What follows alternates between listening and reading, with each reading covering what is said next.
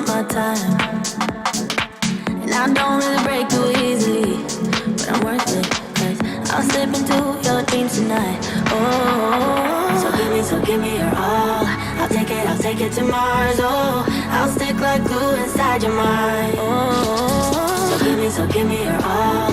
I'll take it to Mars. Oh, I'll stick like glue inside your mind. Just watch me.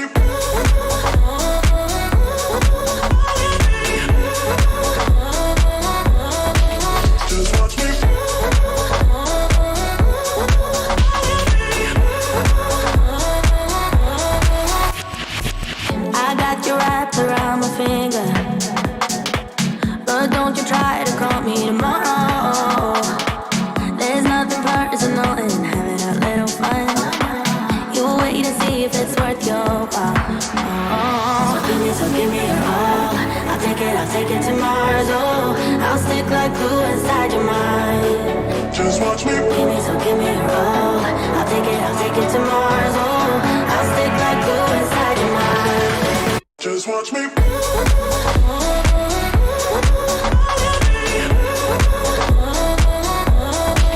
Just watch me.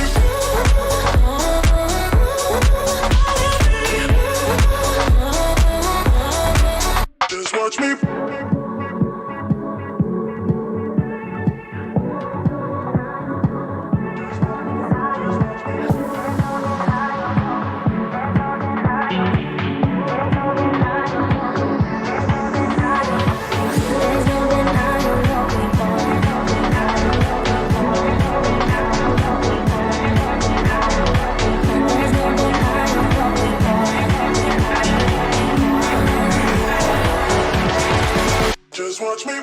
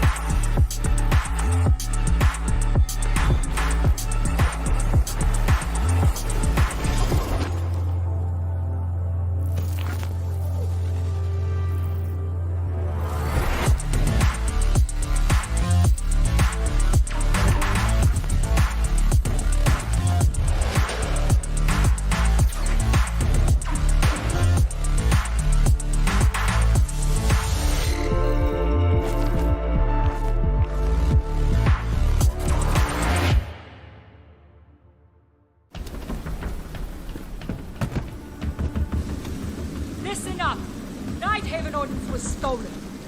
Target anyone using our gear and put them down. Now load it up, let's go! Are you deaf, soldier? I said move! Sorry, Callie. Orders are to keep you grounded. And whose orders might that be? Mine.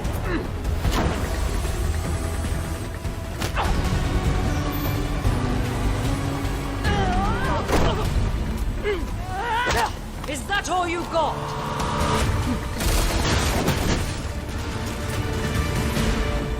Damn it! I didn't kill Yahata! Someone stole Nighthaven Ordnance and is selling it, jeopardizing our operation. We know, but that doesn't mean you get to start a war over it.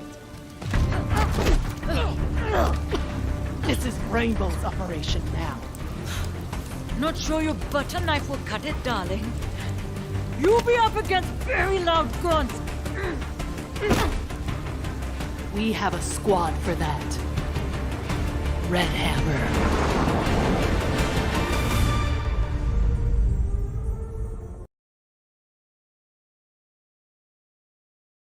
Alrighty then, ladies and gentlemen, welcome back once again to the Zotac Gaming, the Esports Club Rainbow Six Siege Invitational, or, of course, well, Rainbow Six, supported by Ubisoft. We're your hosts, Blackjack and Baba Gusta, and, well, it is time for the grand finals. Baba, how are we feeling tonight? Well, I'm feeling great, Jack, and also we are almost coming at an end of this invitational. As we take a look at the prize pool once again, the winner of this invitational will be receiving a total of 5,000 US dollars just to be in the first place. Now, third and fourth place has already been determined and decided. I believe it will be Team Mercenaries on fourth place and Team Nobles who will secure third place respectively. Now we just gotta wait and watch to see who would be the runner-up and who would be the champions for this series. Absolutely, and I'll tell you what, whoever's the champion is going to be having a great night tonight, walking away with 5,000 US dollars. Second place gets 2.5, not too shabby, but 5,000, I mean, that's where the real money is, as it were. That is the prize pool distribution. We're looking at it for one last time, folks, as this is, of course, the one last match that is remaining in this tournament. And we all know the teams that are going to be playing here tonight. It is GK Esports taking on Triple Esports, two teams that have already fought each other in this upper bracket, as it were. As you can see right now, we actually had a GK Triple game in the upper bracket final where Triple were knocked into the lower final, had to face off against the Nobles in a tough competition, admittedly. Nobles could not quite finish the deal on map number 3. They ran out of juice, as it were, ran out of their overall fuel, and Triple walked away with the victory on that third map. Here we go now. It is a revenge match, as it were. Both of these teams, Titans from the Saudi E-League back in October. Now, here in January of 2023, they want to start off the year with a bang. That is for certain. Yeah, well, absolutely. I mean, if you take a look at the brackets itself, you would get to see that there is a lot of best of 3 matchup that we did had to go up against, especially GK Esports versus Triple Esports on their upper bracket finals. We even had the lower brackets finals between MRCZ and Nobles. Most of the matches that we've seen on the playoffs did ended up in a best of 3 finals, in which most of them were overtime match points. So grand finals, expect all of those best of 5s to be in overtime match points, because GK Esports and Triple Esports, both of them, they have their own specific history, just like the nemesis battle which always happens in the South Asia region, like Take Charge Esports versus Bursaries. This is the MENA region's nemesis, where GK Esports are fighting off against Triple Esports. Well, then, rivalries abound, as it were. Speaking of the rivalries, let's have a look at the rosters that these two rivals have facing off against each other. We're going to start off with GK Esports. There you go. Montcall XKE, or Key, actually. I've been pronouncing him XKE this entire tournament until the upper final. Trixt, Hasham, and Seriously, all bringing in this formidable and pretty much terrifying roster into this grand finals. They've lost a map here or there, sure, against Take Charge Esports, against Triple Esports before, but I think the main thing that these guys are going to be focusing on is the fact that they have not lost a single BO3. Everything in the tournament has gone their way, save for a couple of maps, and even those were overtime maps as well. So it's not like they didn't fight hard for where they've gotten. They've won all straight A's in this tournament, so it's going to be very hard to topple them. But their opponents, well, they're no slouches as well. Triple Esports' roster, there you have it. These five, it has been a pleasure to cast them. And once again, it is an honor to see them back for the grand finals. Yep. IZ, Dovtukin, Guards, Fares, and John, the most deadliest team in the MENA region, will go up against Team GK Esports one more time. Although they've failed in the upper bracket finals, maybe they can win the grand finals and maybe steal the first place spot where GK Esports already secured in the first place. But here's the best part about it: GK Esports have already had their 1 day break, which means that Triple Esports in the yesterday's matchup had to fight up against Nobles in a best of 3 matchup. So coming in for the grand finals, I'm pretty sure that Triple Esports might be a little bit fatigued from the yesterday's match, and now knowing that they have to deal with 5 more matches, this is going to be a tough challenge for Triple Esports to go up against with. So let's take a look at the map vetoes for the final time for the esports club Rainbow Six Siege Invitational. Clubhouse is Mm-hmm. gone, Chalet is gone. I'm pretty sure that we might be able to see some familiar maps, maybe Skyscraper, Bank. Turns out Bank will be picked by Oh. GK Esports. Interesting. Cafe will be banned though, but will be the first map being picked by Triple Esports. So Villa, Oregon, we will see those map being brought up. Border being picked by GK Esports, which means that the decider will be theme park. No sky, no cafe, only Villa, Bank, Oregon, Border. I'm kind of interested to see Bank and Border, which is specifically picked by GK Esports. And Triple Esports, they're going in for a very safe pick this time. Villa and Oregon. Theme park being the deciders will be an exciting matchup to see, but we still need to see whether if both these teams can handle the lead, or maybe we could see a lot of back and forth fightings which could happen in the first map itself. We'll let wait and see now, won't we? Those bands are very interesting. I am a little sad. I think we have not seen a single Skyscraper play in this entire invitational. A little bit unfortunate, as it were. I do quite like this version of Skyscraper. Even if it is a little derivative of the old Skyscraper, it's introduced new elements, I feel like, to be its own map, as it were. But, grievances aside, I'm just a caster here, folks. Skyscraper will be banned, but Bank, now that is a map I am very excited to see. I would have loved to see Cafe, especially from Triple, because I feel like Villa and Oregon, we've been here before already, and they've played this map before, these maps specifically, against GK before as well. So it's not like they're putting GK in a tough spot by picking something absolutely unknown. They're rather taking them to familiar territory, which, given the last time these two fought, given that it was a 2-1 to GK, I'm not sure how good that would be for the side of Triple Esports to be making these decisions. But hey, I'm not the team captain or coach, so I'm just here speculating as to what could have been the thought process behind everything. But I'll tell you what, I'm already not too certain about the chances for Triple Esports based on the map picks that we have had. Both teams have had their rest, of course. Saturday, that is yesterday, was a day off for the tournament. Friday was the last time we saw any of these teams, specifically Triple Esports, and that was that lower bracket final, or decider final, as we called it, of course. That went live at about 7:30 p.m. IST, same time as this one. It was a great match as well, all things considered. Some very good plays, very good play styles seen as well between Triple and Nobles. Unfortunately, again, like we said, Nobles running out of steam. They would have loved a little bit of an underdog story, having been knocked into the lower bracket early in the playoffs. But, and it is what it is, one team will stand, one must fall.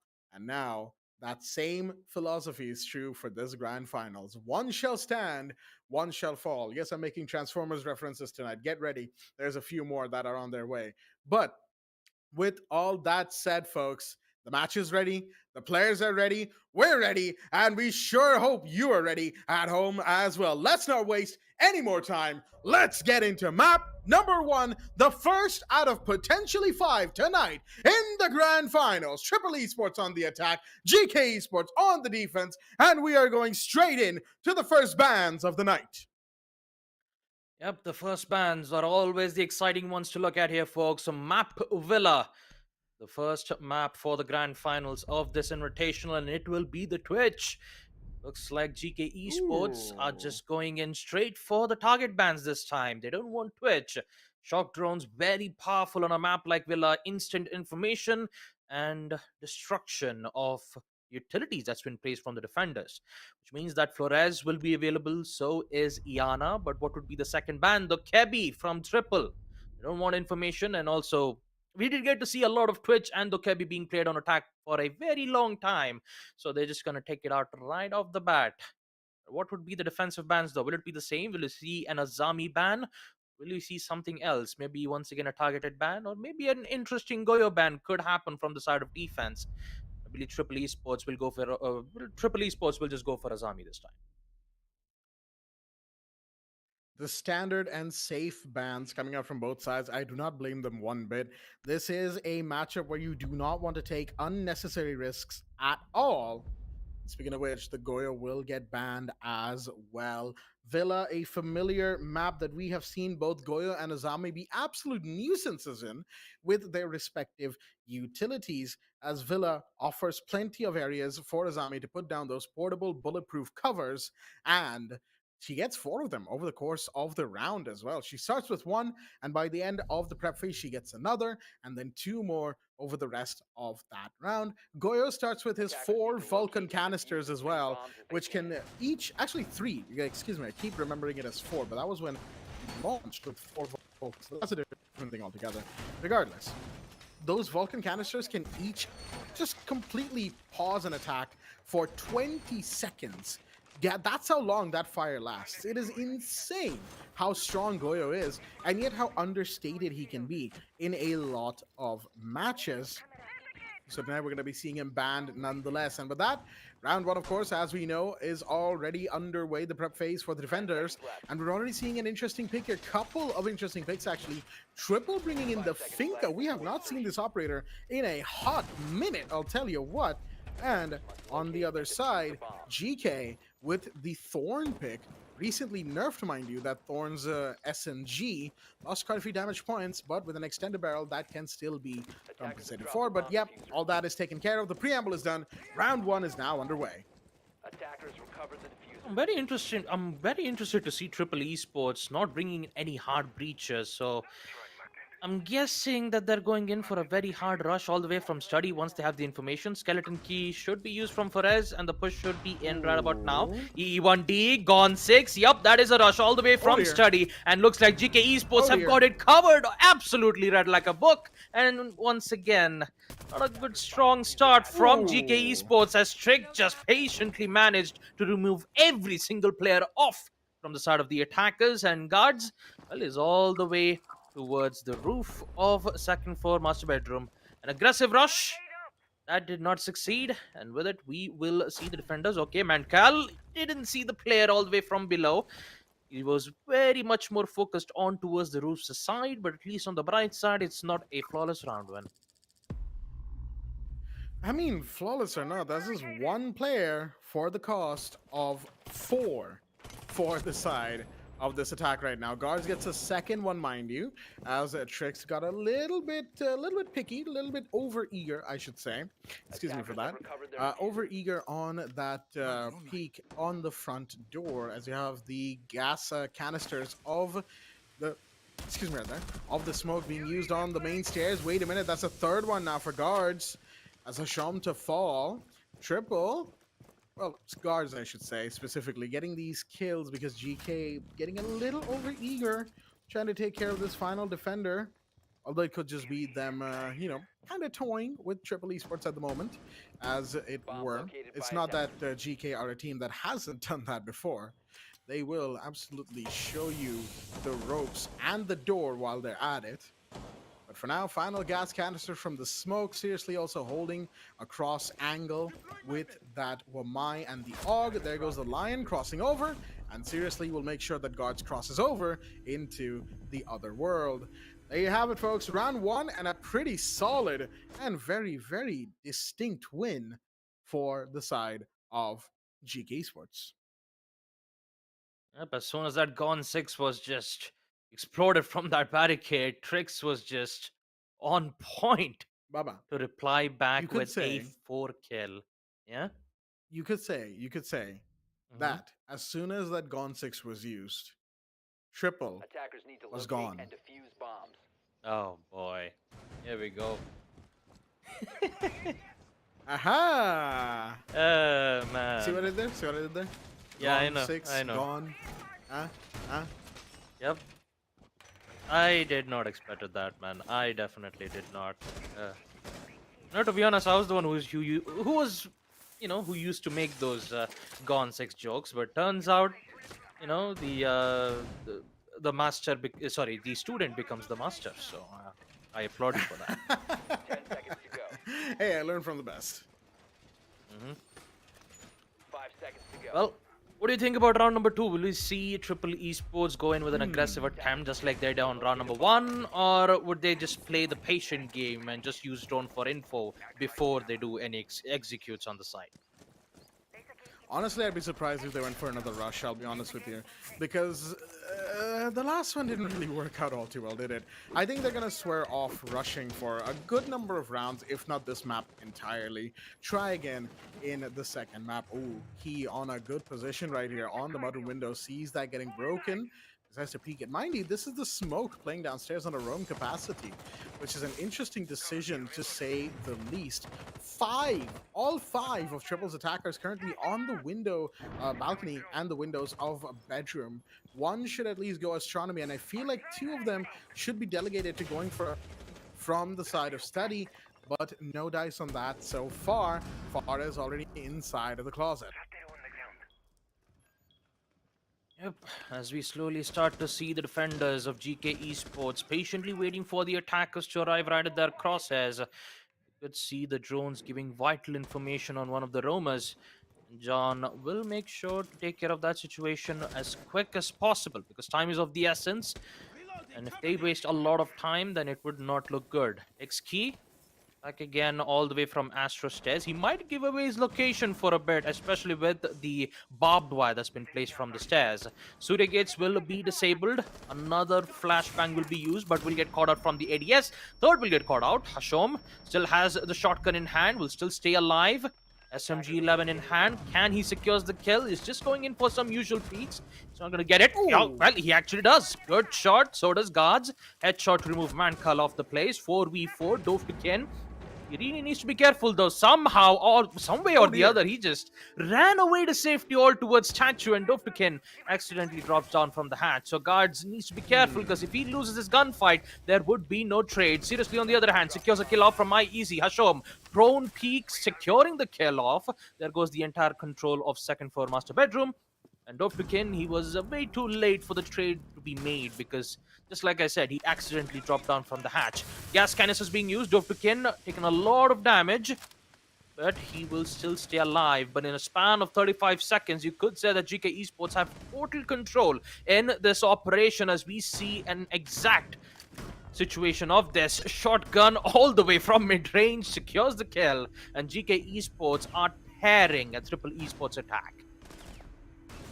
That's the thing, isn't it? This is what I meant when I said that this is familiar territory for everyone involved, not just Triple Esports, but also for GK. They've been here before. This map is not a map that's new to them, and Triple aren't exactly forcing them out of their comfort zone, so GK has no reason to play anything but their usual game, which is very aggressive, very much in your face. They will, find you, and they will tear your entire attack down with interest if they so feel like it. They are, a terrifying team that is just insane to go up against, and I honestly do not envy Triple or anyone in the tournament that has fought GK Esports so far, because just casting them and their games has been quite educational for me as far as this team's overall power, I should say, goes. We're going to be moving down to the first floor on dining room and kitchen now, and looking at the defense. No real, nothing too big in terms of changes.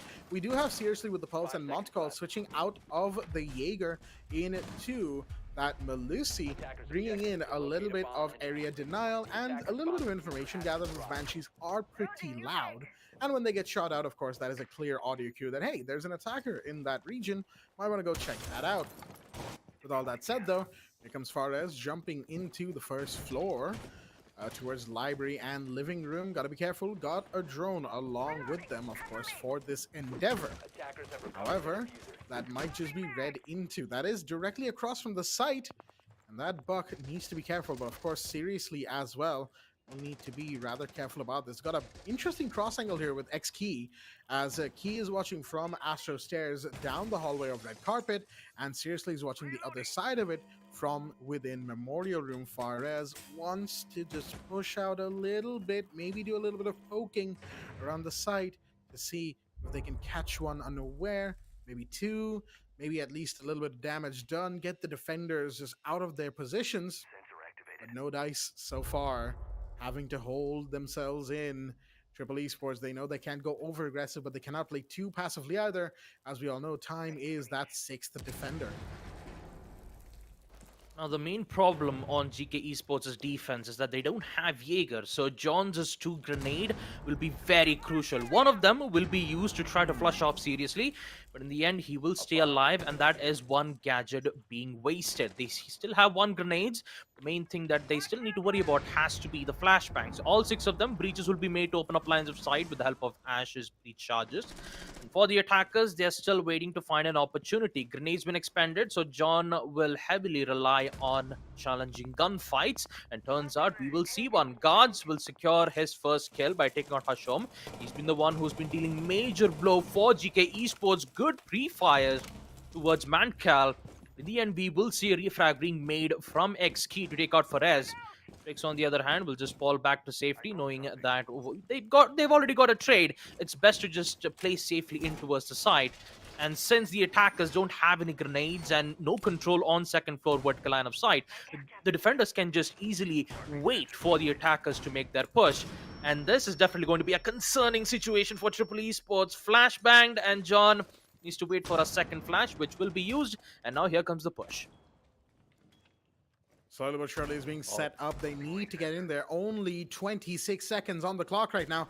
John's pushing in, but that pulse will give away the position. So will the Banshee. Montcall takes a bit of damage right there. Shots fired. The pulse knows that his arm has been seen, but John is too good on that. Montcall to fall. A second one. No, not quite, but they've got the advantage. Never mind, as X Key finds Dovahkiin. That's 2 down. Library's being pushed, but seriously holds it in, and there's Twixt with a double to get just about everybody remaining, clean up the remaining stragglers, and you have yourselves a round, as GK have taken 3 in a row right now against Triple on their map pick. Triple Esports way too passive in that round. They didn't really challenge upstairs despite getting those kills, and mind you, they got those kills while GK Esports' roamers were trying to fall back to the site. So Triple Esports, again, too passive, I'd say. They start off way too aggressive, giving away their entry too quickly and then dying for it. The second round was sort of a mix. They tried to be aggressive, couldn't quite get it done. They tried to be passive towards the end, couldn't quite get it done either. The third round was entirely passive, trying to go for a final 25-second push in a 4v3 situation, but GK once again showed them up. So, what do you do from here? I guess it's mainly related to how well Triple Esports are utilizing their attack drones.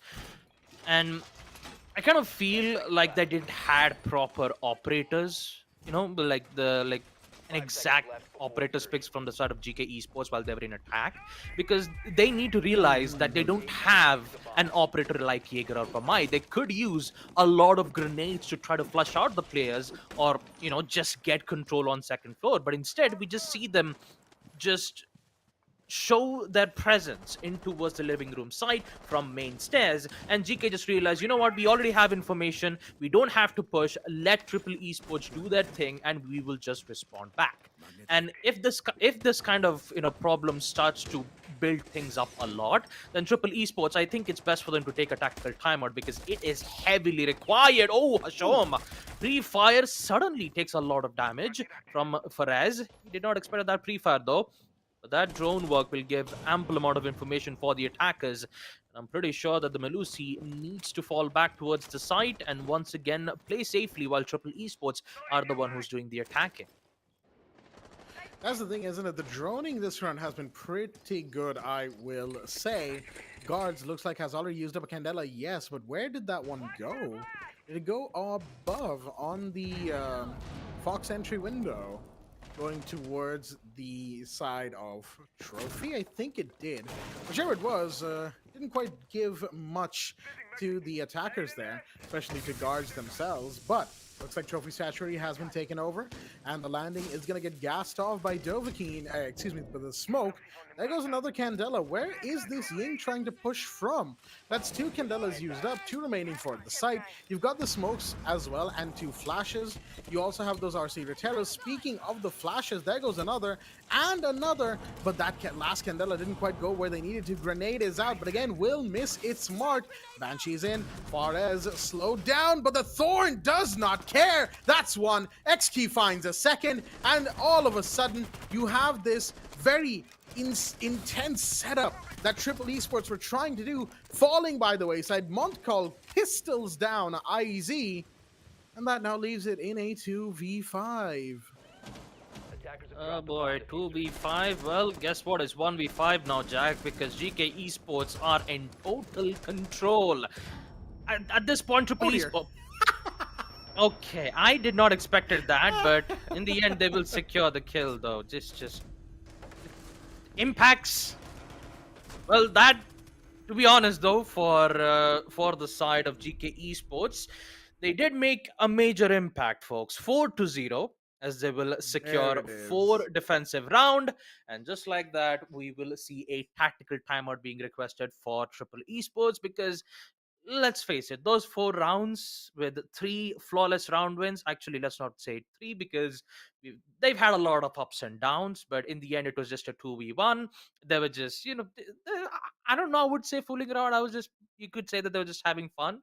But for Triple Esports, knowing that this is the grand finals, being in that first place is definitely what they'll be aiming for. So hopefully this timeout should help Triple Esports to get back up, because usually we see GK Esports playing it very passively. We don't see them go for any spawn peaks, no aggressive runouts. It's just the usual standard operators picks, where we do see a lot of information players, a lot of trap based operators like the Melusi and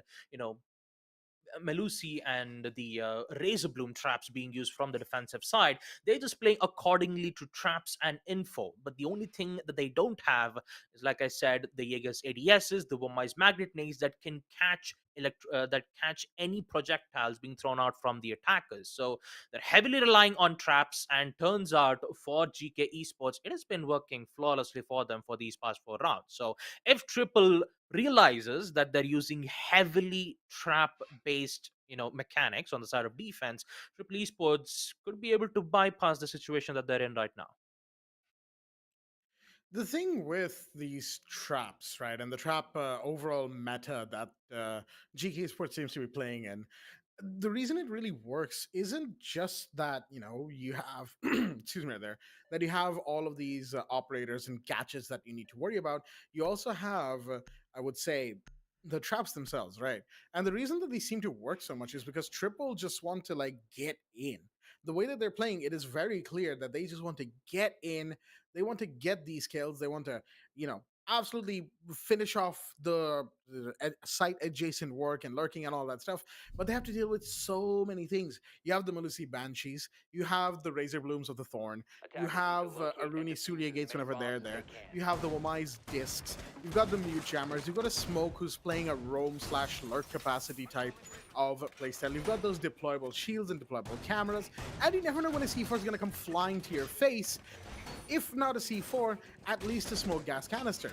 So there's so much that Triple are currently worrying about. It's almost like they're kind of distracted. I wouldn't say distracted, but more like they can't seem to quite hone in on that one thing that they need, that they feel like they would need to win a round, and then go forward from there. They just keep falling over themselves, trying to sort of half clear utility, but also half clear the roamers, and they never really commit to one thing or the other, and end up with this half-baked push that doesn't really go anywhere. Now, that's not to say that there haven't been moments in it. Like, for instance, round number 3, which was the first floor dining room round, the overall clear on second floor, while it took its sweet time to do just about anything, after that first kill, it seemed to have this sort of hold on that second floor. Sure, verticality was never really established, and if I recall correctly, they lost the sledge pretty quickly. But regardless of all that, they were able to just at the very least for a moment take a hold of the round, not because they were playing proactively, but if anything, they were just waiting for the defenders to come to them. This is GK Esports we're talking about. While they can change up their playstyle, it takes them a second to do so.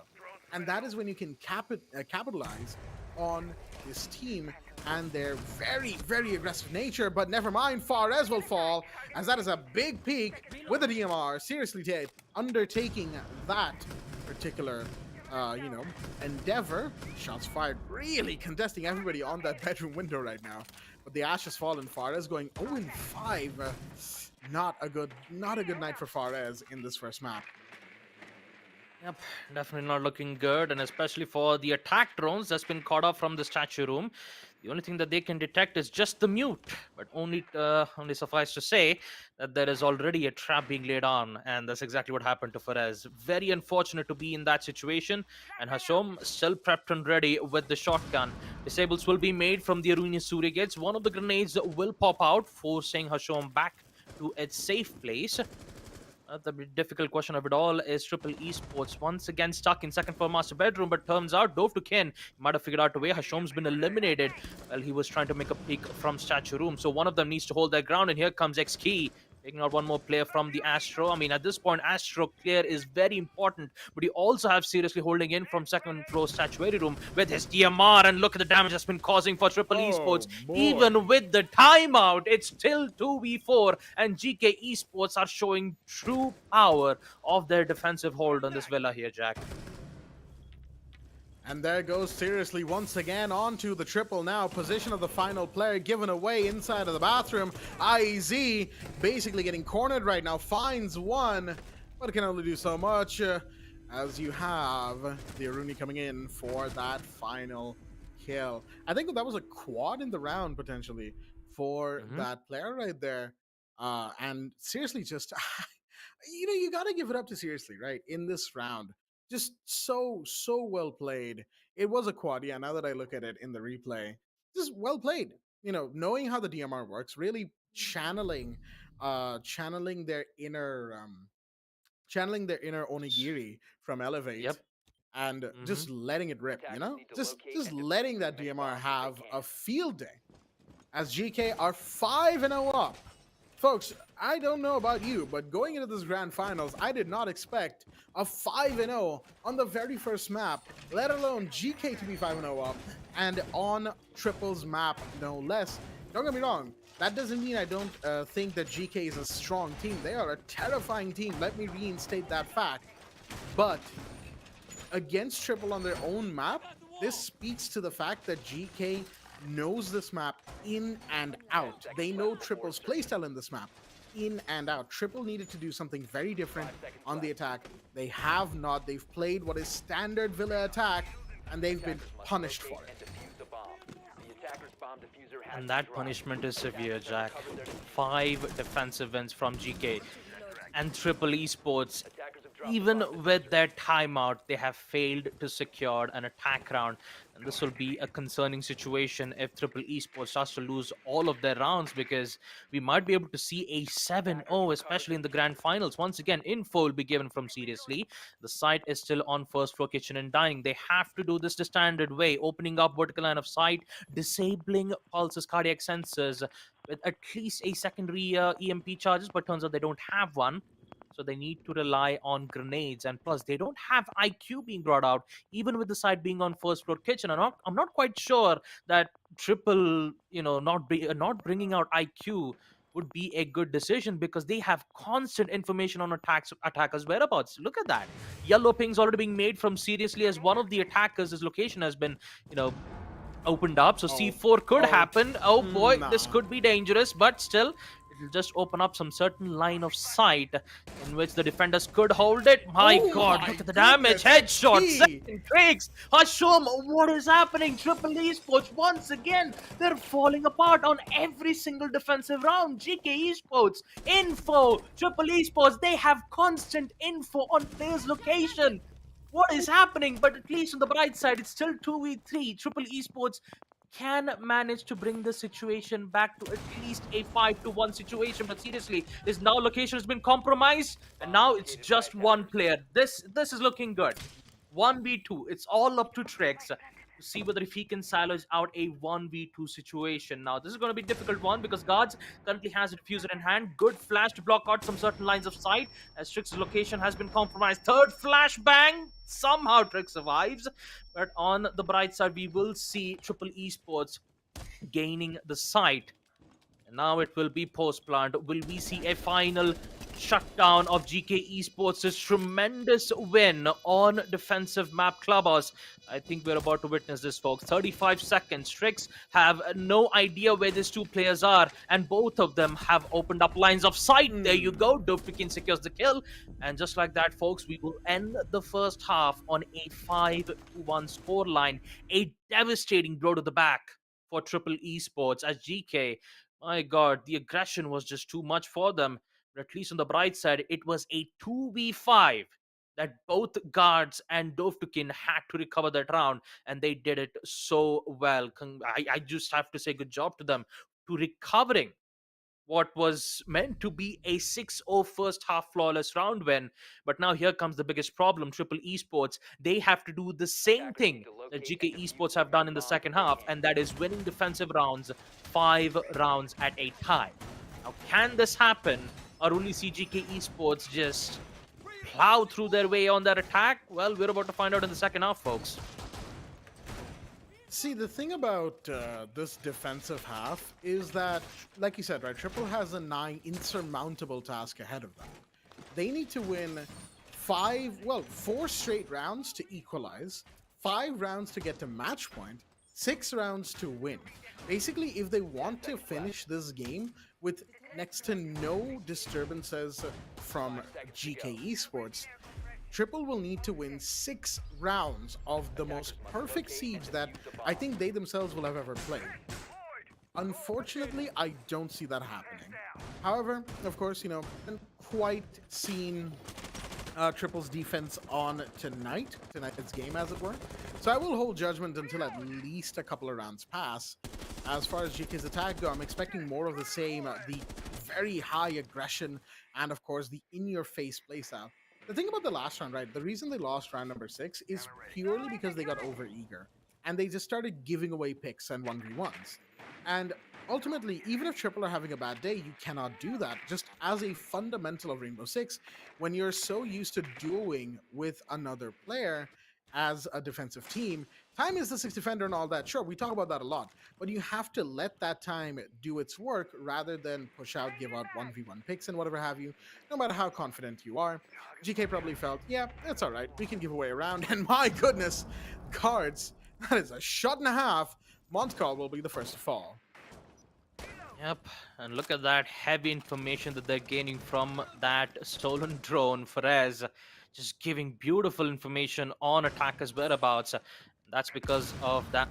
Because of that, we will see Guard securing that first frag. But can he hold out this main stairs? Can he make sure that GK Esports would not make any attempts of securing the site? And let's not forget, they have a total of 6 claymores.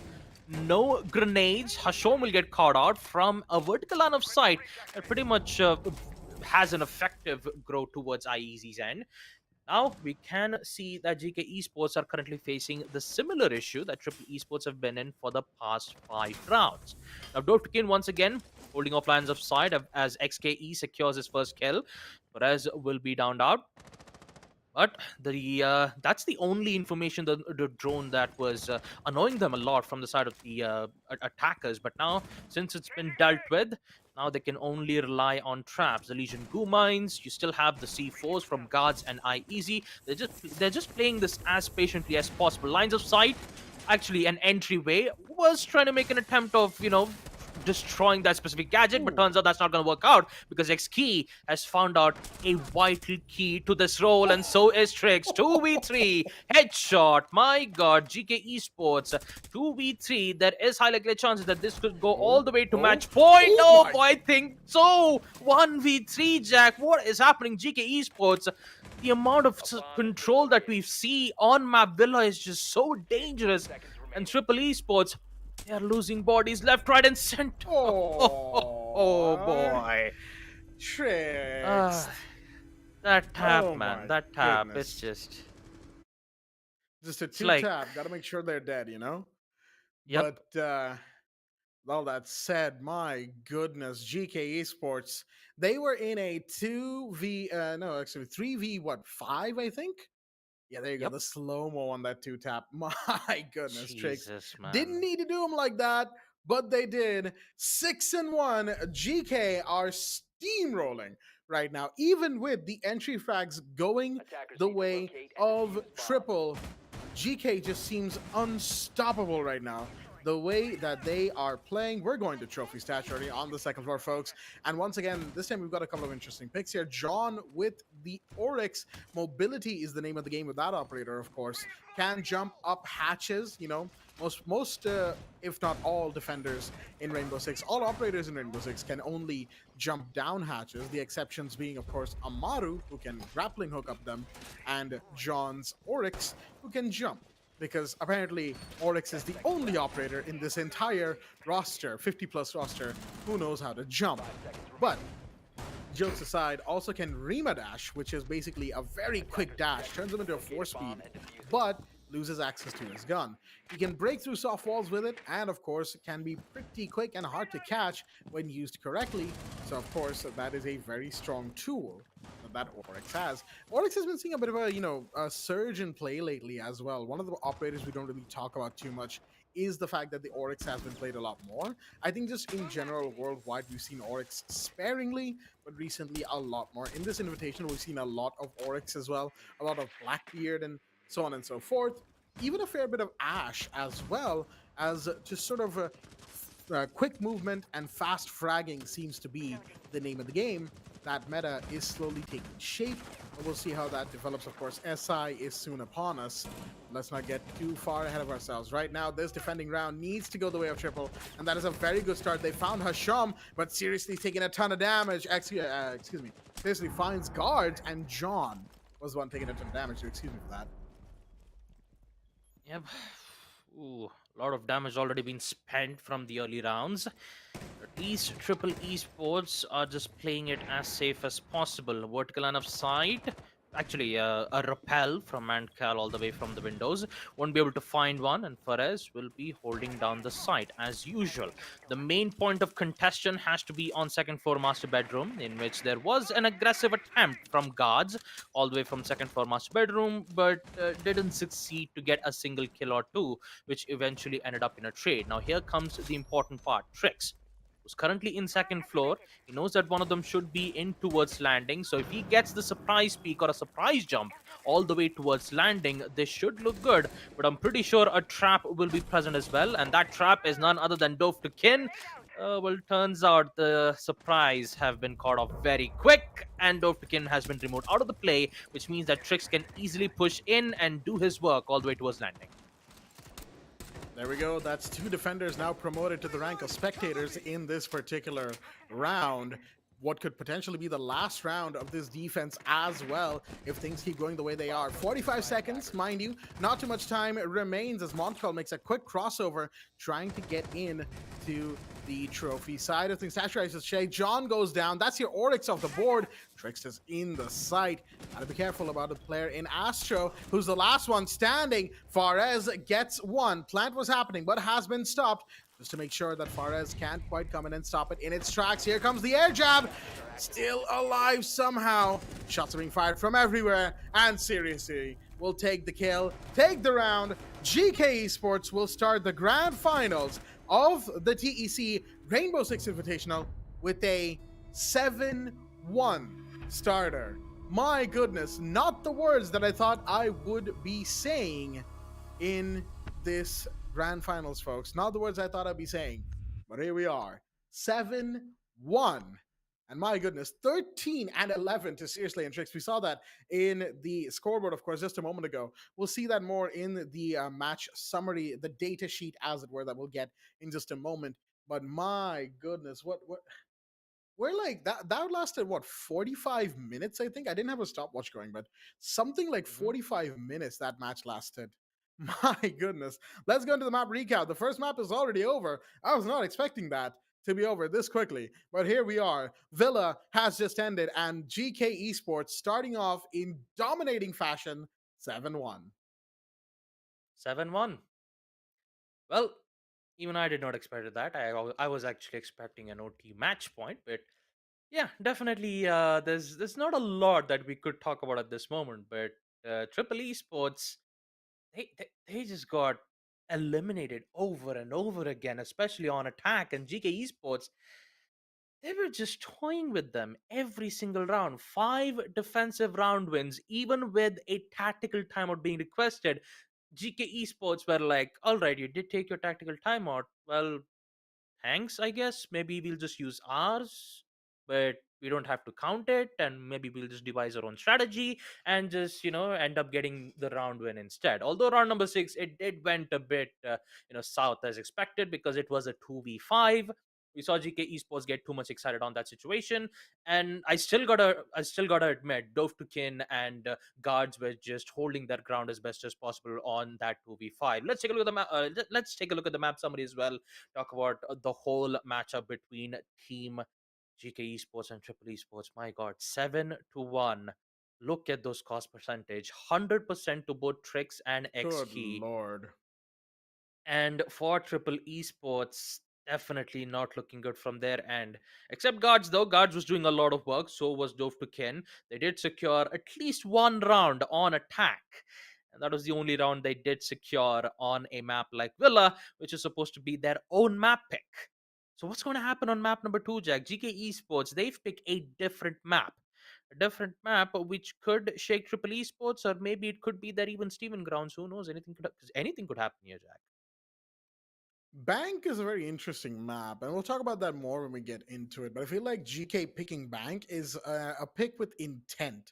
They know full well what they're doing on this map bans here. They are the ones, after all, that have brought out such maps as Bank and Border for their map pick. So we'll have to see what they have to show us as their performance on those 2 maps. But yeah, Fares, 1, 10, and 13. I don't mean to really highlight that in a negative light, but just to really show you the disparity between GK and Triple. Just Triple had barely any presence on the map outside of guards doing whatever they could to secure as many rounds or kills, whatever possible. And even guards was getting shut down so often. But then you look at GK Esports, 13-1 to Seriously, 11-3, to Tricks, and the cost percentage is 88, 100, and 100%. Tricks is, I think, by far the player spotlight of this particular map. I know we don't do player spotlight for maps, but if there was one, I think Trix would be that player, because 11 kills, so very good on fragging, 2-0, so entry frag as well, and 100% cost percentage. So very much every single round that Trix played, they were effective on, very, very effective on. Even if the final 2 players of GK Esports didn't quite seem to pull their weight or have enough presence on the map, as we like to call it, you got to think about the fact that there's 2 players with 100% cost percentages, just picking everybody up on their shoulder. But yeah, there's that still boggles the mind to think about it. But a very quick map 1 that goes 7-1 to GK Esports, who are now 1-0 up in this grand finals BO5. And we'll be going into map number 2, of course. That is Bank and GK's pick. But we'll be doing that after this very short break. Stay tuned, folks.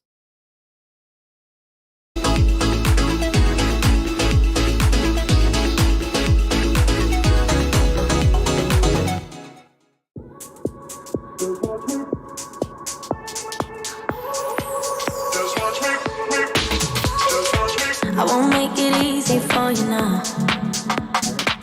You got 2 minutes of my time, and I don't really break too easily, but I'm worth it, 'cause I'll slip into your dreams tonight. Oh, so give me your all. I'll I'll take it to Mars. Oh, I'll stick like glue inside your mind. Oh, so give me your all. I'll take it to Mars. Oh, I'll stick like glue inside your mind. Just watch me.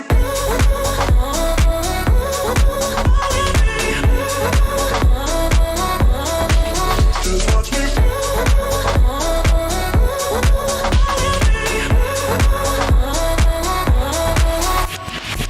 I got you wrapped around my finger, but don't you try to call me tomorrow.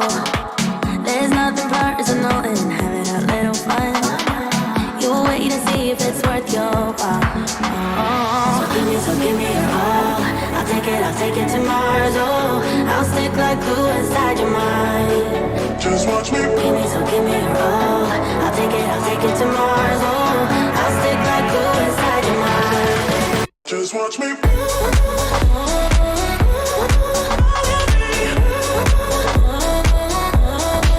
Just watch me.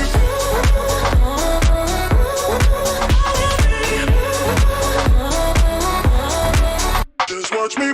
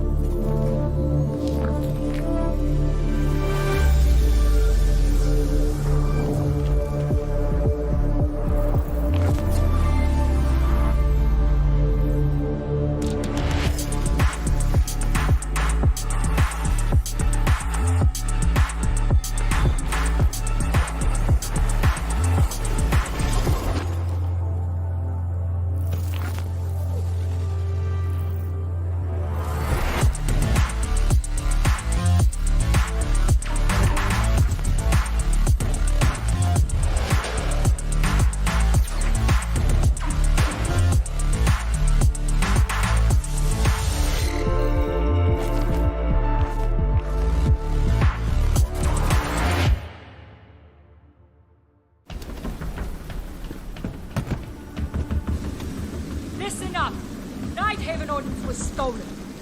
Target anyone using our gear and put them down.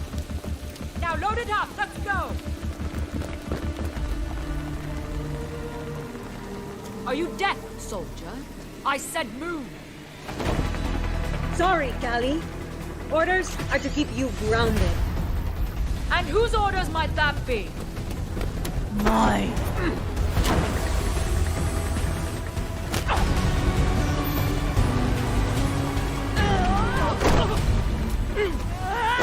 Is that all you got?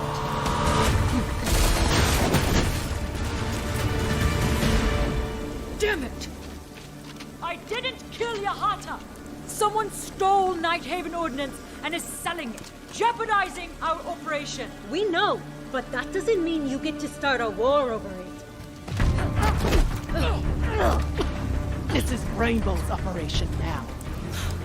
Not sure your butter knife will cut it, darling. You'll be up against very loud guns.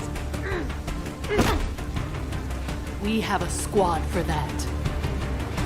Red Hammer.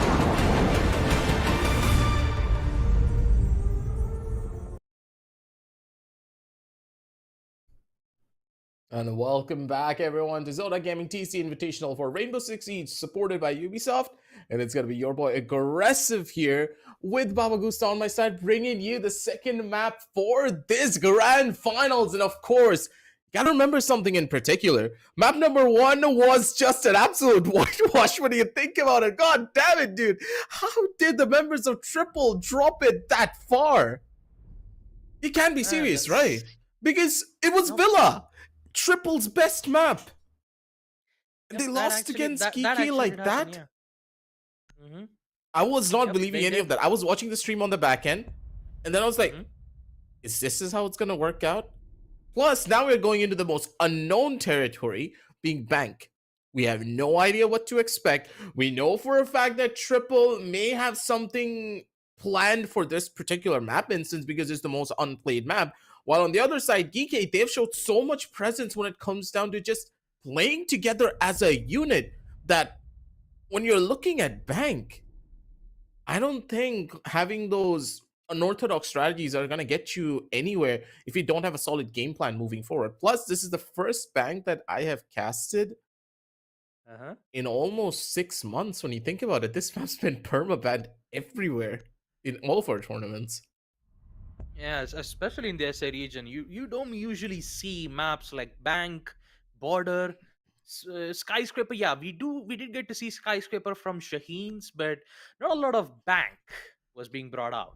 But it did brought out in the best of 5 grand finals. But yeah, talk about the bans though. There won't be any changes except instead of a the first defensive ban was more of like heavily bans targeted with the Azami, but now Azami's opened up, but instead a Valkyrie will be banned on map number 2. This will be an interesting one to look at on a map like Bank.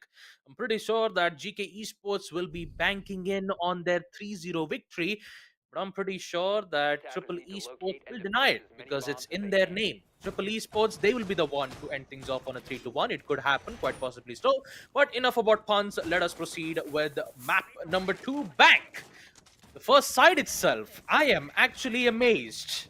They're actually going in on first floor office. Really? First floor office? This is one of those sides that you pick up in a ranked match, but I've never seen this kid. Yeah, and this is on a ranked match regularly. You never see this side in professional levels of play. I mean, the only time we see this you rather side take is lounge. if you secure second floor or basement.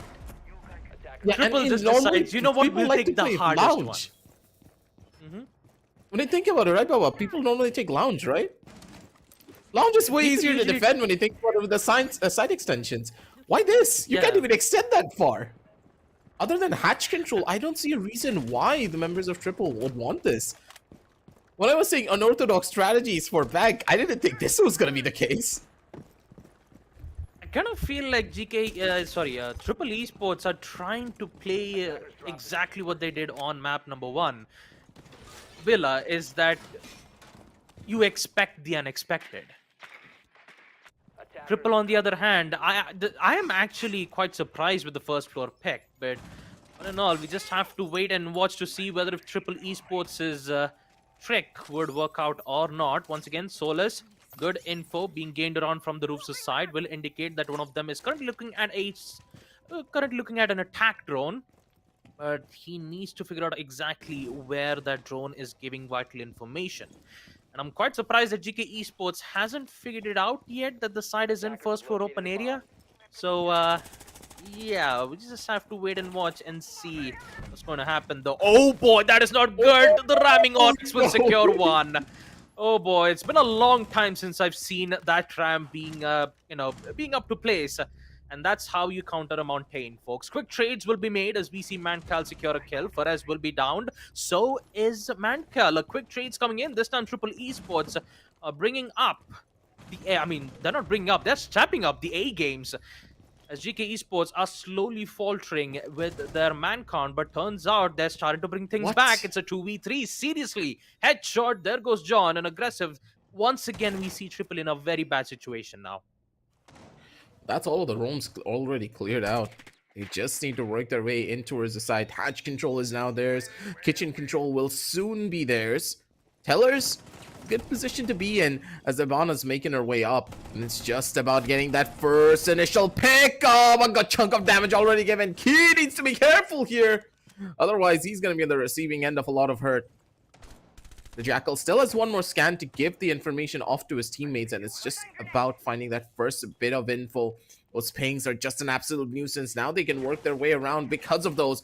One more footsteps, it's another scan. That's going to be another kill, hopefully, but IEC, good shot. Seriously, he's going to take a back seat, and Key is pretty much there with 1 foot in the grave to try and reconcile something here.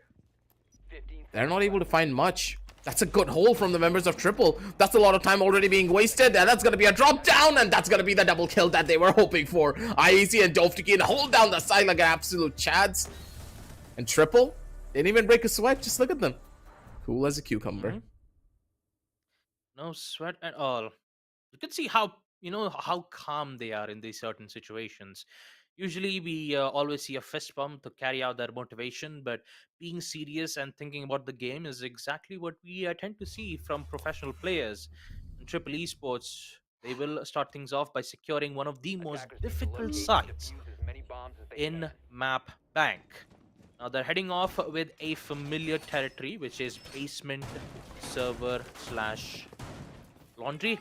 It's been a long time. Actually, lockers and CCTV room. Yeah, that's the site. Yes. Yeah, lockers and CCTV room. It's been a long time since I've casted map bank. I mean, most of us, like me, Aggie, you don't even play this map that much. Jack, CCV. Most of us, we've only seen like Oregon theme park most of the time, but bank not a lot. And the last time I remember casting a map bank was with CCV on the finals between Mercenaries versus Hunters LFO. This was like way back in like summer series, and I think it's already been like 3 to 4 months. I mean, this was back in 2022, but yeah, let's just forget about the past, focus on the present. As we see Triple Esports gaining back their mojo, securing round number 1. This is a really good moment for them, playing accordingly by their setups. The first round really did work out well in their favor, and that will definitely put GK Esports in a bit of a halt in their strategies. But that 7-1, which was a very devastating blow to the back, Triple Esports responding back here on map number 2 bank. Looking to get even more value out of these ones. Looking at the positioning, it looks to be GK getting that first initial frag that they really needed to, because that's the Mozzie getting taken out of the picture, and all the drones that you had across the map, even if they do get caught out by the Mozzie pests, Mozzie can no longer control them, gain information for the defenders to make their aggressive plays. They still have to deal with Fares holding from the CEO office. He's trying to get pincered from multiple different angles. They know exactly where Fares is. They just need to bait him out in towards the open, and the Jackal is gonna try and do exactly that. Knows the positions, has found him out, and yup, Mantical over from the back, gets a free kill straight through the wall. Good shots. As now GK, they have full control of the entire building. Now they just need to make their way in towards the basement, which is going to be the hardest hole for them to get into. Yep, they'll be met with 3 smoke gas canisters and a 2C4. One of them, I think it's either used up or maybe they're using it for pre-planting. I mean, I think one of those C4 has already been tossed out from the hatch's side. Once again, Dove to Ken engaging in a gunfight all the way from stairs, and Hashom will just catch the leg of the player, but whips out the pistol. Shotgun misses the shot while Hashom still be alive. He will still be alive. Needs to reload his weapon, in which he does at the right time. There you go. Time's checking, 50 seconds. They've already secured the whole roam game from the side of defense.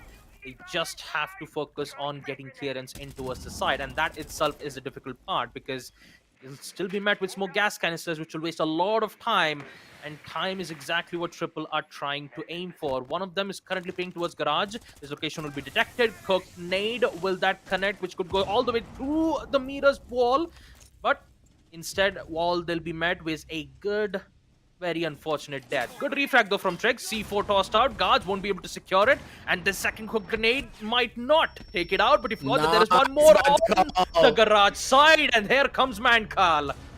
He just sprinted all the way towards garage, finding the major weak point. And with the distraction that had been laid from the grenade, he just swooped in at the right time and disabled Triple Esports' defense just like that. Once again, we will see GK Esports fling back with another attack win, equalizing 1-1. Mancall's movement was just perfect. He waited for his teammates to cause all the noise over towards that first floor.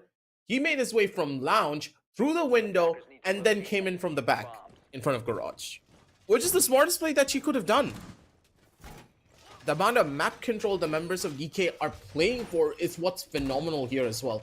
Normally, people, when they play Bang, they forget about the aspects of map control and are solely interested in trying to get those plans in towards the site without really establishing, you know, those lines of sight that you really need to hold post plan.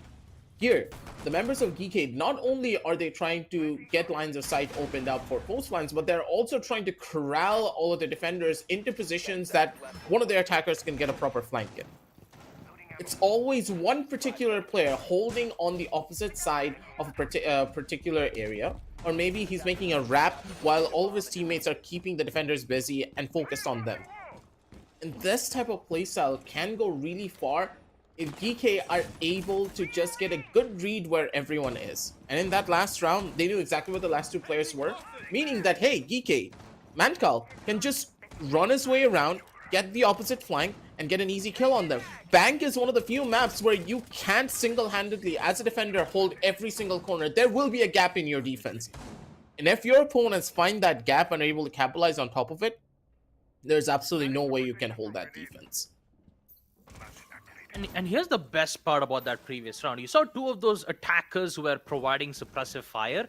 They didn't even drop down, even if they only had 10 seconds. So they were relying on Mankal to go in for a quick reposition. And that flank was the only hope that GK Esports could have won that round, because if you just look at the defensive hold from Triple Esports, it was very strong. Even if you do clear out the roamers, the time will always be there. The time will always struggle the attackers that would pressure them to make a lot of risky decisions. And Mankal was the one who did secure that kill nonetheless. Oh, he actually sees one of the player, but he's not going to tag a lot of damage. So John needs to fall back as soon as possible. Information will be given from the default cam, but not a lot though. He only knows that there is one player. Again, Mozzie's heads will be revealed, but once again he will be safe, and it's best for him to just fall back. He made 2 attempts, and since he's failed, it's best to not go in for the third time, because although we do say third time's the charm, especially when you have like 2 attackers watching in that same position, it's definitely not a good idea. C4 tossed. Mankal once again misses the opportunity to remove Legion off the place.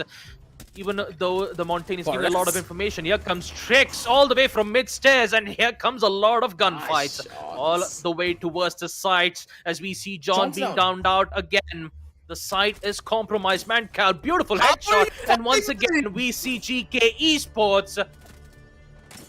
How are they getting away with such flawless executions? I have no idea at this point, Aggressive. It's second for CEO. It's a split push. Exactly. It was a split push. I've mean, never first and seen foremost. Yeah. Yeah, Go go on. ahead, go ahead. No. You can No, I tell me. was You can about- tell me first. Defenders, protect your bombs. No. I was about to say that the basement church site was just quick thinking, quick repositionings from Mantcal. Now on second floor CEO, that was a split push. Tricks from the breach wall, one of them from spiral stairs. You even had Montaigne just annoying them constantly because they didn't had Oryx. And Triple Esports are forcing that specific operator because he's the only roamer that can counter Montaigne. Yes, of course, you have impact nades that can, damage Montaigne for at least a lot, but it's been negated to 25 damage. And, once a Montaigne just keeps looking at you densely into your eyes while the end is about to meet in just any more seconds, it's difficult for the defenders, especially when you try to 1v1 a big mountain. So forcing the defenders to bring in Oryx will actually kind of mess things up for their coordination, because now you're just met with an Oryx who has a lot of utilities that can, open up lines of sight, but does not provide important utilities like the Jaeger's ADSs or Vamai's Magnet Nades, so that now the attackers can use their utilities wherever they want to and has a higher chances of securing a lot of kills in this way. It's gonna be warranted for this. The Montaigne's just been an absolute nuisance for them to deal with, and looking at how the members of GEEKAY are playing, they're constantly circumventing that Montaigne, putting it in and out of play in every single form. And again, Fares, that poor Solace, it's not really been getting a break now, is he? Caught out again by Mantcal. He is on fire. Map number 1 and even in map number 2, they are just raining hell from above here. Now they're looking for even more tricks in. Has a good position and a beeline over onto one of the players. And the Jackal's just giving away so much info. Tell me, what can you do even with this Jackal just staring you down and just pinging you out each and every time? None of your roams, none of your lurks are gonna work, because he has your phone number and he's just calling you up constantly. Even though the Kebi's banned, Jackal, all Jackal needs is a footprint. He doesn't need a phone for that. That will definitely annoy the defenders a lot, forcing them to go back all the way down the basement site. So that means the whole roam has been eliminated. They can now focus on the site, but here's the major difference. It's still a 4v5. Triple has maintained the man count, and GEEKAY Esports are slowly opening up their important lines of sight. And once they make their push, that's exactly where we're about to see major chaos that could happen anytime soon, and that's the chaos. Mantcal on the prowl, he gets the second, springs towards the wall, about to get third. Actually, he does! With the quick refrag, and here comes Hashom just in time for a 1v4, as we see Triple Esports just going one at each other. GEEKAY, my god! The Ash just run in from server. He did. The Ash just ran in from... Yeah. Yep. He just ran in. Balls of steel. He just ran in aggressive. Look at that. He even died while getting a refrag. So you're telling me the guy point... ran in from blue, got a kill from blue over a player who's holding in CCTV, rushed in, killed the player holding inside of the vault, and then just casually kept going. He died, then Hashom's gonna be the one back in towards server who got his refrag. And in that moment, two players were on the hatch. Mind you, one was on the elevator hatch, the other one was on the hatch right in front of the garage entrance. They both jumped in together and just beelined against the player who was holding on the opposite side of the garage doorway. Sorry, the CCTV doorway. How do you even counter this? Like, what do? You're losing so much map control that you're getting pincered from so many of these different angles. Triple, I think that the members of GEEKAY, they're out for blood, because I haven't seen them play like this throughout this entire tournament. In the grand finals, they're bringing in all the hurt. The team woke up on the right side of the bed because they're all on the same page. Well, we're about to see what's going to happen between Hashom and Fares. Oh, he sees the body. He's not going to go in for the shot just yet. Doesn't want to give up the positioning, do. Oh boy, this is so nerve-wracking though. Both players know. Both players know, but they don't want to give up their positioning just yet. With just simple use of information. A grenade which just could arrive out of nowhere from basement side. Could be the make it or break it moment, but no, Iana could be the one to go in for the push. And there he goes. Once again, Fares goes out. And at this point, I have no words to say. Like Triple Esports, they're making those risky decisions, and Hashom is just like predicting everything what Triple Esports are doing right now. No trade outs. Fares just lost the gunfight. It's a 4v5. C4's been gone. No stolen drones. And the whole roam game has been nullified from Trix. And the smoke, this time, who was playing from the side, is now going back all the way from hallway where he should be playing, because if he give away his positioning and get removed out of the process, those 3 smoke gas canisters will definitely go out, and GK Esports once again will be in their reign of terror. I mean, at this point, this is a GK Esports that we did not expect to see in the grand finals aggressive. And at this point, you could say that they were going very easy as of now, all the way through playoffs, through through the group stages, and now grand finals. Man, this is like a lot to take in, but for Triple, they're keeping their calm, they're wasting a lot of time. That's a good thing. Only 1 minute left. It's a 4v5, and here now we're going to see the smoke gas canisters. All they've got to do is just maintain their position, secure gunfights, make sure those risky decisions from GK Esports will be punished.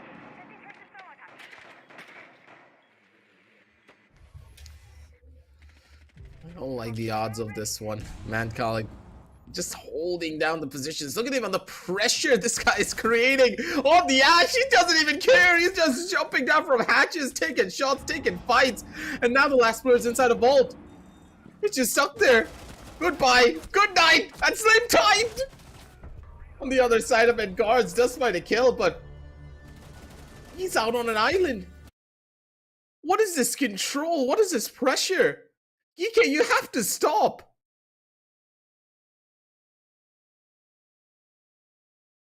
No. Oh man. Oh my god, what is happening? Dude, 4-1 on map Mancal number needs 2. to get shut down. He's just feeling himself on the Ash. Mancal and What do you Trix do? aggressive. Both of them. No, Trix is just giving him info. He's like, Mancal, he's here, he's here, he's here. Go kill. Oh boy. Like, mush, doggy, mush. No. I mean, at this point, That's what it does feel like that, doesn't it? He's just running in. As soon as the call comes in that, yeah, the players are holding inside a vault. One player is in server. These are the exact positions. Go in and get kills. And Mancal, with the confidence that he has, how do you stop him? 5 seconds left. oh man, I seriously feel so bad for Triple Esports.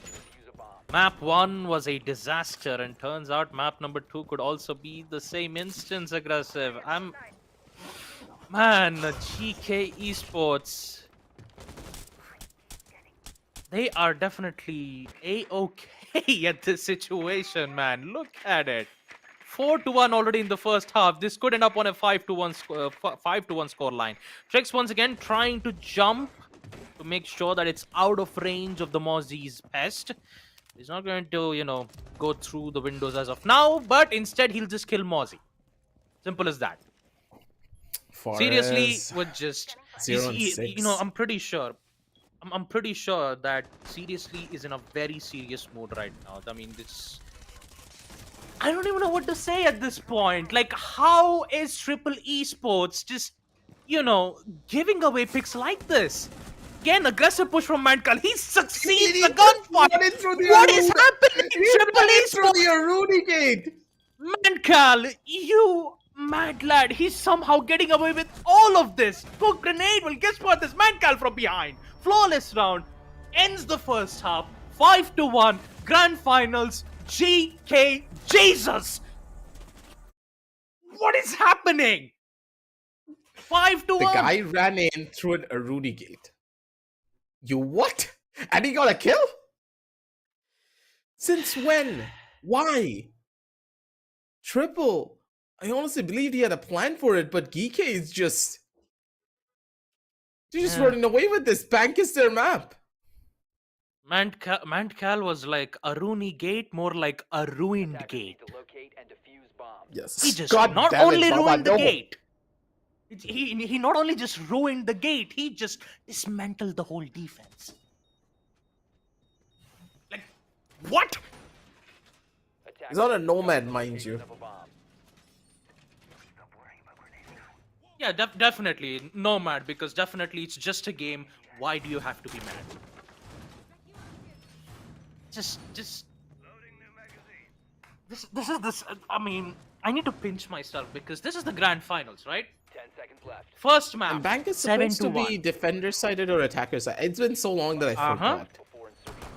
Well, It's including defense me. favored, right?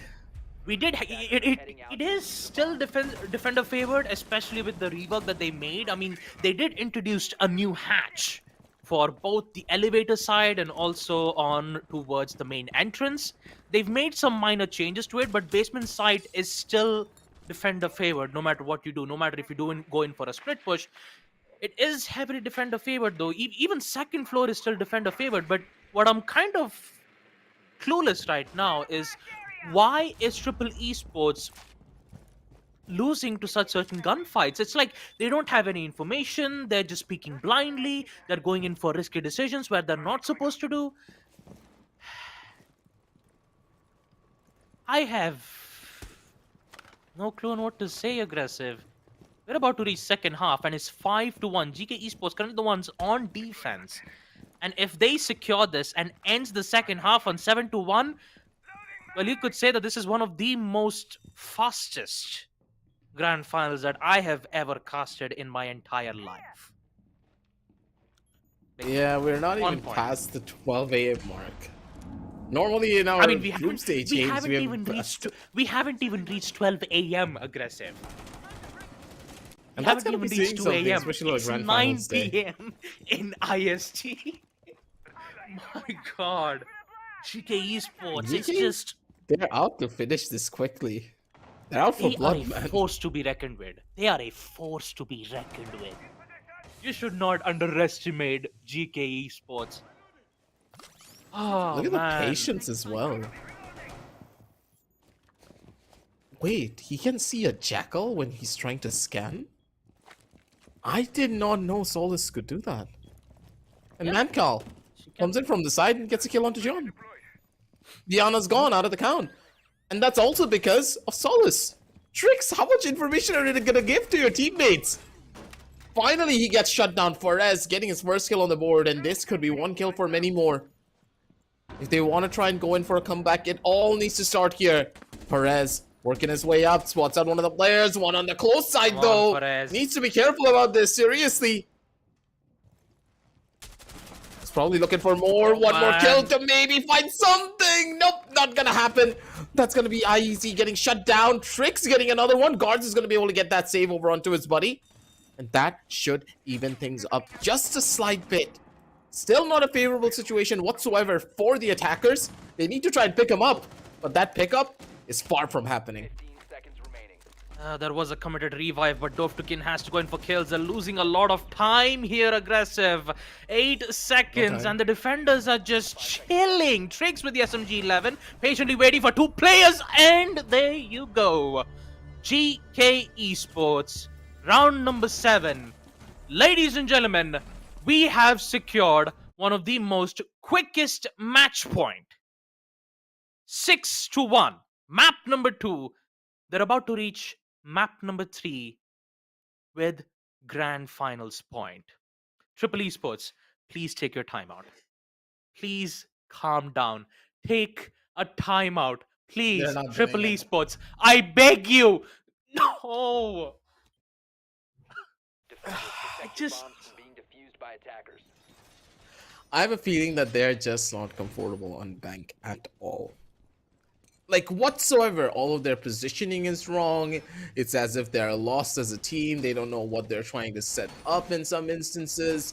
They're not really extending their sights properly back on the defensive end. And now on the attack, They tried to push in through Vault. Baba, they tried to take over Vault. Man. I still have to appreciate Triple though. They made an attempt to push Vault. Vault? 5 seconds left. Vault? There goes my pronunciation. I still have to give appreciation to Triple though. They did make an effort. They did get good amount of certain controls, but that just disassembled so quickly. I just feel so bad for Triple Esports that they had to deal with yet another disaster in map number 2 bank. What's gonna happen on map number 3? I have no clue. I have no idea. At first I thought this was going to be a slaughterhouse, but turns out GK Esports are currently the one doing the slaughtering. And boy, this is They going have to an be Asami? so... Yep, they have an Asami. They have good control, and once the again, bandit. Mantcal is just going crazy right now, aggressive. Mantcal! He's the one holding the mantle for GK Esports, as he is just on point with those kills. Second! There goes Gods! You can't stop Who this, was man. guarding as You best just as he could, cannot. but X-Key! It's just, you cannot! There's no way that Triple Esports can come back. This is just a huge morale boost, just diminished right in front of their eyes. Once again, 2v4. GK Esports, they are free to be aggressive. They can do whatever they want, but they're still being patient enough. 1 minute and 35 seconds. Triple Esports has their time. Think it through. Use your drone works. You still have your attackers to give them vital information. Cook nades could work. Hashom, impact nades to confirm the kill, but now it's just 1v3. John! Throw them. Now it's time to be John Wick. Throw the nade at him. 1v3. He wants to. Could confirm the kill with the nade, but he also has the Pokeball from Hashom! Oh, Fade away. man! Ah, the pain! Ah, the pain! Good God! Oh, the pain! I felt that. I felt that. Give me a slow-mo Oh, of that. the Come on, pain. assassin. Give it to me. Oh, the pain! I want to see it. Not the pain! I felt Let's take that a look at that. on a Let's spiritual take a level. look at that. Let's look at it. Let's look at it. Oh, Jesus! My God! I need. My God! Oh, You just can't look at it anymore, can you? No one can. Like, give me an honest opinion. This is not how we expected the grand finals to go. GK versus Triple. Two teams that we counted to be the most closest when it came down to their skill level. It's just not working. Nothing is happening the way that we have imagined it. Yeah, I'm sorry.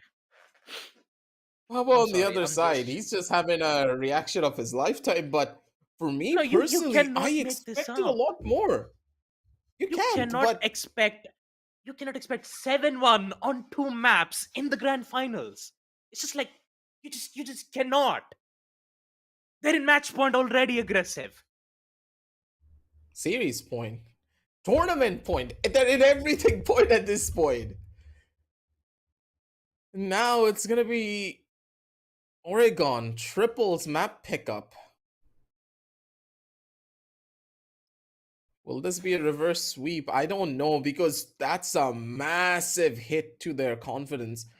EK on 7-1 for both maps. That will tear you inside out pretty much, because this is not how you want to go out. Reverse sweeps happen normally when there's like what, a 7-5, a 7 and 8 and 6, sorry, something along those lines, and you can pat yourself on the back saying that, hey boys, we got this. We just need to stick it through. This is a marathon. We're gonna win it out because we have more energy. But for Triple, as of right now, they don't really have that much energy to showcase. It's rough and it's tough, but if Triple want to get back in the groove, they need to bring it all back from the top. And as we head on down over to the match summary, just to look at the statistics to paint a better picture of what really happened here, it was just a Mancall show. Just look at him.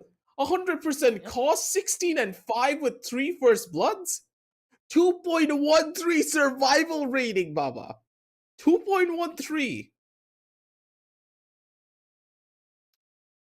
Numbers, man. GK Esports. I have nothing else Getting to say, something man. above one These is guys like are difficult. wow. It's just I have never seen a team which are so dangerous. I mean, at this point, they were just using 1% of their power all the way back in the playoffs, in the group stages, and now they just unleash their full potential. They're just showing how powerful the region in MENA region is, especially GK Esports, who are just showing that true strength of power, their determination, and their goal to be one of the best teams in this world. And it can be a possibility here, aggressive. This can happen, especially when you have a score line of 7-1, 7-1 on map number 1, Villa, map number 2, Bank. And if map number 3, Oregon, also ends up in a 7-1, then Triple Esports. Oh man, I definitely feel so bad for them because they came all the way. They defeated Nobles. They even defeated, the upper brackets matchup too, forcing in a GK Esports matchup. It's just, oh man, this is just too much to take. We'll just take another break, folks, as we will be right back with what could potentially be the last final map on this entire invitational, folks. So we'll be taking a short little break, and we'll be right back after this. Don't go anywhere.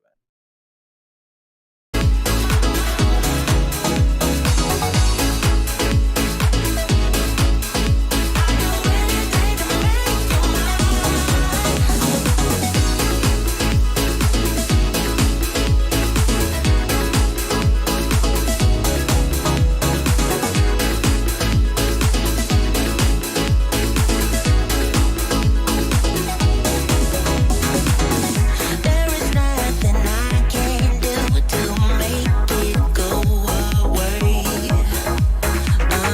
I'm in love with you, baby, and my love is here to stay.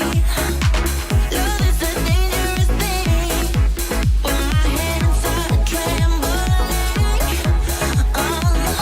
Will you fall into me? It means more than anything.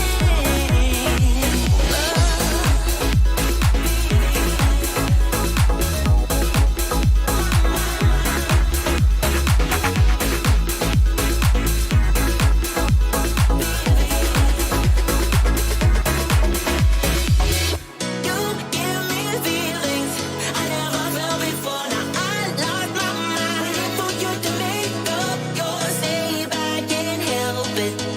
I wanna be with you all the time. You give me feelings for you to make up your sleep. I can't help it, and I do anything to make you mine.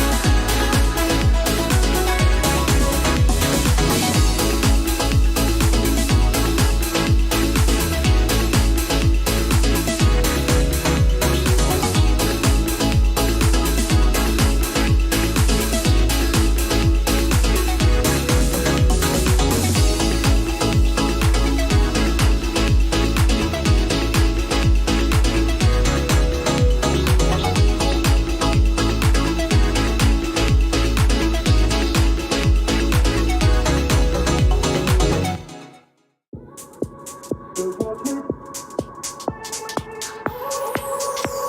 me. Just watch me. I won't make it easy for you now. You got 2 minutes of my time, and I don't really break too easily, but I'm worth it, 'cause I'll slip into your dreams tonight. Oh, so give me take it to Mars. Oh, I'll stick like glue inside your mind. Oh, so give me your all. I'll take it to Mars. Oh, I'll stick like glue inside your mind. Just watch me.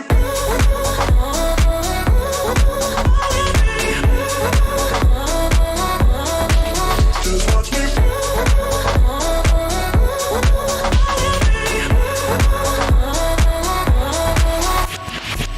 I got you wrapped around my finger, but don't you try to call me tomorrow. There's nothing personal in having a little fun. You wait and see if it's worth your while. So give me your all. I'll take it to Mars. Oh, I'll stick like glue inside your mind. Just watch me. Give me your all. I'll take it to Mars. Oh, I'll stick like glue inside your mind. Just watch me.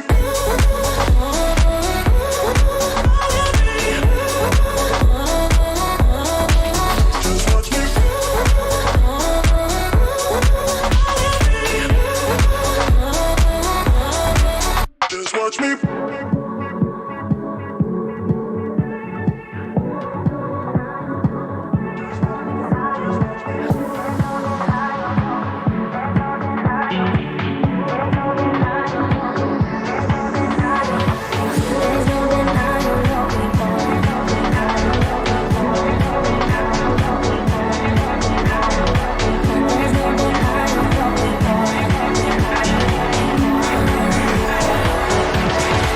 Just watch me.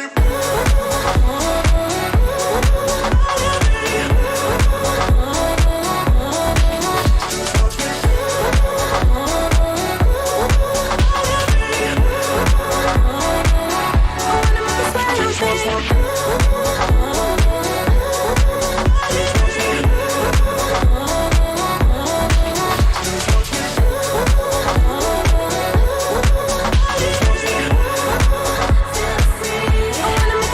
Watch me.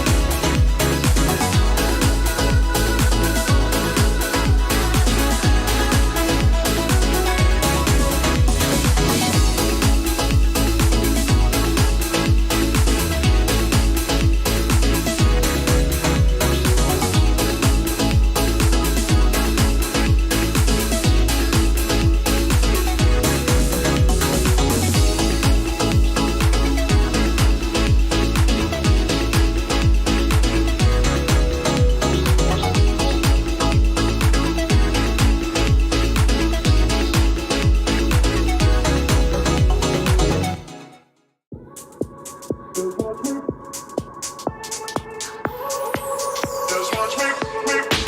Just watch me. I won't make it easy for you now. You got 2 minutes of my time, and I don't really break too easily, but I'm worth it, 'cause I'll slip into your dreams tonight. Oh, so give me your all.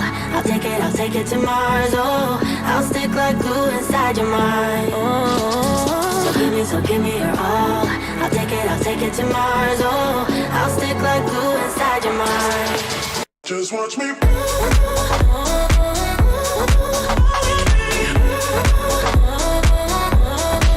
Just watch me.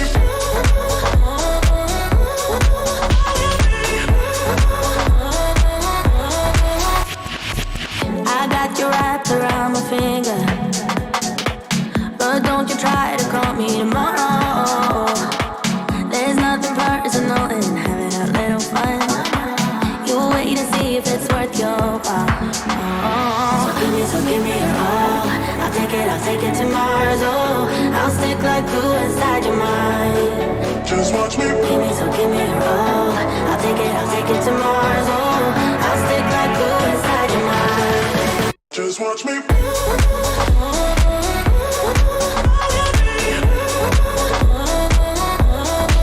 Just watch me.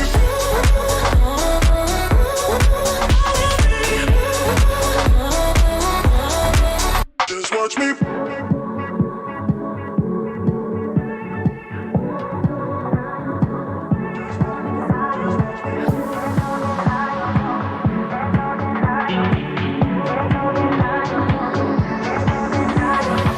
There's no denying what we've done.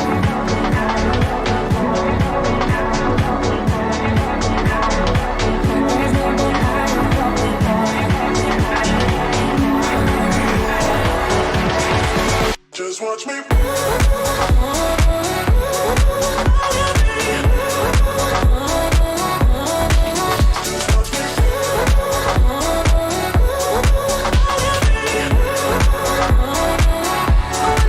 Just watch me.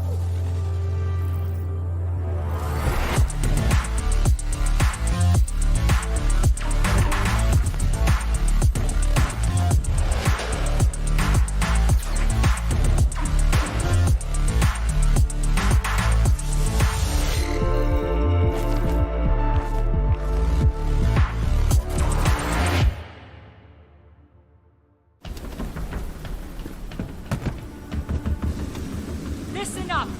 Nighthaven Ordnance was stolen. Target anyone using our gear and put them down.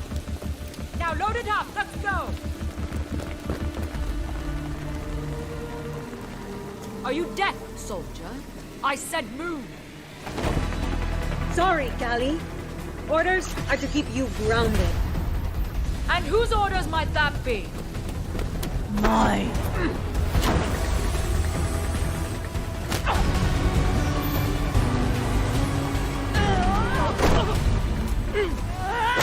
Is that all you got?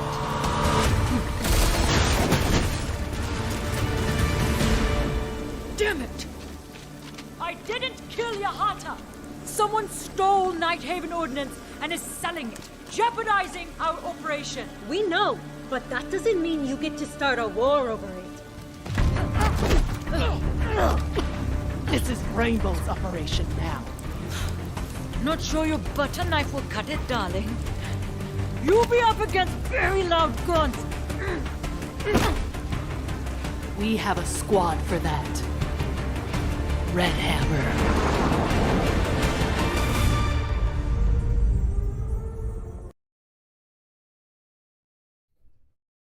Alrighty then, ladies and gentlemen, welcome back once again to the Zotac Gaming, the Esports Club presents Rainbow Six Siege Invitational, supported by Ubisoft. We're your hosts, Blackjack and Aggressive, as we are back for map number 3 in this best of 5 grand finals, which has taken an interesting turn. I will admit, Aggressive, I wasn't there for map number 2, but I was watching, as we'll be going into map number 3 right now. Actually, let's not take too long. Let's go straight in to map number 3, what could be the final map of the night. Why do we say that? Because it has been a double 7-1 back-to-back wins for GEEKAY Esports, once on Triple Esports' map, 7-1 on map 1 Villa, and 7-1 on map 2 Bank, which was their pick as well. We are now headed to El Clasico Rainbow Six Siege, which is Oregon, the map choice of Triple Esports. We've got the Twitch band. Everything's rolling. Is this going to be the last map of the night? Aggressive, what are your thoughts? I will be pleasantly surprised if this is not really the last match of the map. Because when you think about it, Triple, the way that they've been playing, they just lost so much momentum throughout all the other maps. After what happened in Villa, I knew their confidence was going to be low, but I expected them to put up a pretty good fight going up against GEEKAY when they were playing on Bank. But that doesn't really seem to be the case. Mancall just took up the mantle on himself. The man single-handedly ran in with an Ash on a basement site, mind you, and got a triple kill. Yeah, he just that swung happened through those doors. He just said, I'm Johnny, popped 2 people in the head, and then died to the third, which he could have killed, mind you, if the player on towards Vault didn't peek him. Yeah. That is the level of confidence that you're going up against here in Oregon. Also another map where you can be hyper aggressive and even more aggressive, mind you, if you have the level of information that Trix is giving you. So either they need to find a way to shut down Mancall, or they need to take out Trix, because Trix is just giving every bit of information that he can hope to think of over onto Mancall, and he's just fragging out based upon that. But with Dokupi now being in the open, that's going to make the attack side really strong. But at the same time, if GEEKAY are able to survive their defensive rounds properly, their own attack, after what we have seen on the last 2 maps, will be almost indestructible. Unstoppable. Yeah, GEEKAY, yeah, that's the thing, right? GEEKAY has proven absolutely, beyond a shadow of a doubt, that their attack is absolutely fearsome. But let us not forget the 5-1 performance that they showed us on map 1 Villa, defense first as well. They were, for lack of a better term, they were ruthless on Villa. Only really losing the 6th round because they got a bit over-eager, a bit too ahead of themselves, and really seemed to underestimate Triple just a little bit. But then again, they were 5-0 up. Could you blame them, honestly, at that juncture of the engagement? And now we're going to be going into the first round proper, as it has headed into action phase for Oregon. It is a go. And if Triple want to have any possible way of bringing tonight's BO5 in any remote favor, remote like possibility back in their favor, they need to get these gunfights. Shots fired. The Ash. What? Goodness. No way! You did not just do that. You did not just violate Fares like that live on stream. I'm sure that has to be like some sort of, I don't know, like community guidelines violation right there. What was that? Nah. You saw this happen in the last map as well, right? Yeah. Perez swings out. He wants to get a kill. It just doesn't happen because on the opposite end, you're trying to take a fight. You already got him low. The man has the audacity to peek you again, full confidence with an SMG-11, and then one tap you out of existence, and then get out with a shotgun through a hatch. My goodness, deja vu. How are you gonna feel? How do you feel about this? And the guy still is holding over onto dorms. He's in the master bedroom. There are several attackers who haven't even gotten into the building yet. There's one outside a garage we just saw. There's one on the second floor right now, of course, as Seriously is setting up a cross peak all the way towards Big Tower. Guards is just outside the building, too afraid to walk in right now. There's a player on the second floor that probably the smoke will have to go up against in a moment. XKey is gotta be a bit careful over there. There's another player coming up white stairs right now. Man call! Man call! What? Guards didn't see him? The Dobby is right there. John finds XKey in the meanwhile. One down, but the Wamai is still up there. Do they know that? You're telling me that the Dokubi didn't see him, or did guards just leave the angle right at the exact moment where man call came out? I think That is guards some might have insane. actually left the Oh angle. my! Oh no! Oh no! Yep, that's what I heard. Hey. Okay, what are the final two attackers doing? I actually kind of want to know. Wait, they've actually rushed the site. Yeah. Yeah, there they're are no in towards defenders inside, basement. is there? Yeah. They've rushed the site right now. Oh no, Dovahkiin. Oh, Dovahkiin goes down on the floor. And oh my goodness, seriously. Wasn't this AUG's recoil given a little bit of an increase? Wasn't that in the These are patch notes professional aggressive, players. They're professional players. Do you really think they care about recoil? These Honestly, are it's gonna honestly no. spend like Yeah, what, yeah. 3 or 4 hours in the practice range? Not even 3 or 4 hours. I forget. These are professionals. Maybe 1 hour in the practice range, and they have the recoil back under control again.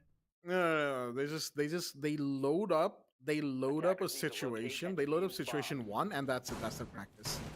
They're that good. Oh yeah, true.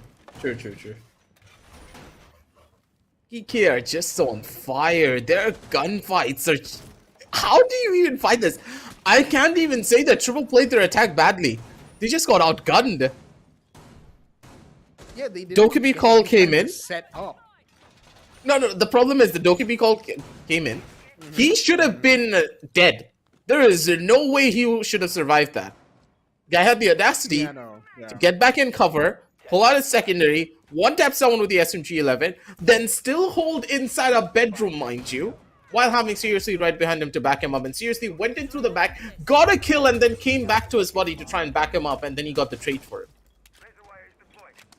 I don't know if They're our losing viewers out on stream could hear duels. it, but yeah, I don't know if our viewers on stream heard it, but were you like lightly banging your table while you were saying that just to prove a point? Very likely. Yes. Like I'm just losing my mind after what happened in that last map.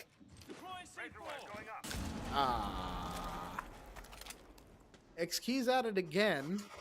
I regret to inform you, aggressive. Flashbangs out. Sees the. I think that's the Hibana? No, that is the Dovahkiin. That is actually Nomad. Excuse me right there. Was that somebody on tower door? Yeah, Seriously, in the meanwhile, I was watching from meeting. Oh, nearly got his head taken off for his troubles. There's so many players in garage actually trying to go for some sort of clearance on the first floor right now. But no dice on that so far. As Trix is slowly approaching towards the main door. My goodness, look at these positions. The site's above. And yet there's barely anybody in it. XKey and Seriously in tandem. Oh no, where are you going, Iana? No, oh, Trix actually loses that. But John gets traded because Seriously. That's a triple was right crossfire. there. Exactly. On the first floor, not in sight. On the first floor. Eyes to fall next. Of course, we're still Triple holding. kill. To Seriously, where is this final attacker? Inside a bedroom, it's Fares. Impacts are flying, shots are being fired. Hasham Wait, just did he blew impact himself? up. Yes, Hasham just blew himself up. And XKey got the final kill. Cool kids don't look at Somebody save my explosions, right? sanity. Yeah. Wait, he tried Okay. to impact the wall to open it up. He was too Yeah. close to the wall and he miscalculated the damage. Hasham in that moment that was calculated, but boy, am I bad at Yep. math.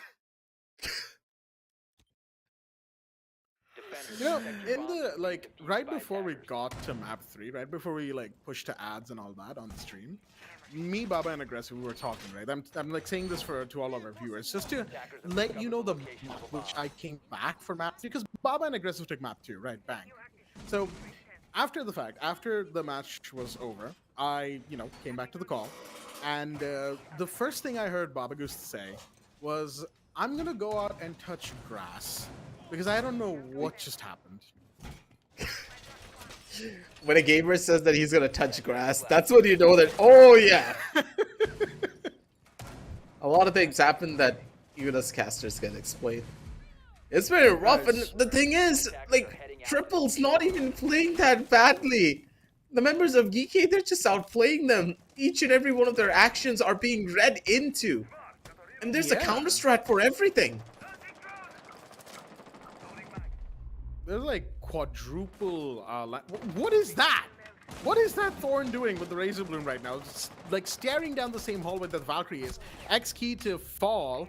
Got a bit too antsy towards the garage door, it seems. John will take the first kill. In what feels like a breath of fresh air, the side of Triple have finally gained the first kill in a given round. Dovahkiin now entering towards meeting. This is a quick take and a half. Players should be above. Pings are out. Dovahkiin getting another, but wait a minute. Cards to fall as far as finds Mott call in the meanwhile. The trades are there. Grenade is out. And Ayaz takes damage. Actually, wait a minute. The alibi coming around from main stairs. Took one, but Fares got the trade. It's a 1v3 now. Fares to fall. Seriously has very low HP right now in this 1v2 post-plant clutch that needs to be done. The C4 will give away the potential position of the Valkyrie right now, as we have the Ash going towards the tower stairs, or the tower stairs Good to pre-fire. stage, and Dovahkiin will get that kill. A very good pre-fire, I do have to admit myself. Once again, a little bit overeager, maybe a hint of overconfidence in that particular round from the side of GEEKAY, but again, given that they're 2-0 up in the map count, 2-0 up on the round count as well, I cannot honestly blame them, but good on Triple. They seem to realize that, hey, taking these folks on, mano-y-mano is not a good idea. Even if you're going duos against their duos, you'll end up finding out the way to it. It's not a duos, it's a trios. And suddenly you've been third party from out of nowhere. So they just decided, we'll clear one and we'll just storm the site because they don't play in the site. That was a smart decision, especially because it was a meeting. It was easier to take. That puts them with that one round in. But here's the thing, Aggressive. They took the second round on Bank, right? It was a 1-1 going into round 3. We saw how that turned out. So if you want my vote of confidence, Triple, you're going to need a lot more rounds than just the first. We need to go the distance for this one, and it's going to be a tough one for them to find even. But if anyone can do it, it has to be the members of Triple. They're the closest competition that GEEKAY could have had back in the group stages. They took down GEEKAY on a couple of different opportunities, and they need to try to do it once again. Looking at the positioning, though, this time around, the members of GEEKAY holding onto that basement side a little bit tighter than usual, and that's perfect for them because they understand that, hey, Triple, they're finally getting their group back on. They're finally showcasing a lot more confidence. They're going to be running in soon enough, and guards on the Amaru could just be the deciding factor for it all. They want to go in fast, and they want to rush the players down. They want that early man advantage because that early man advantage is the one thing that gave them that round. But if you're a bit too eager to get a man advantage, it could just be running face first into death itself. You have to be careful of what kind of fights you're taking because this is where it all begins, and this is where it all could end too. Because GEEKAY, they have discipline. They're not being aggressive anymore.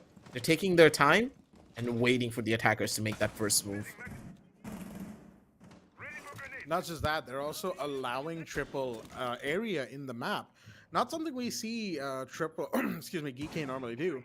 However, they are giving away that little bit of leeway to the attack, saying, yeah, it's all right. You guys got aggressive in the last round. We probably underestimated you a little bit. It's all right. we'll see how it goes on a more standard round of Oregon Basement, as it were. The Maru picked for the G8 LMG more so than anything else, and flashbangs. John taking a bit of damage. All right, interesting. Shots will be fired to clear out the Excyrus pellets, trying to clear a mirror window, but wait. Trix has a ping, but XKey also has a lot of damage taken. Guards has to be careful. That hatch is electrified after all.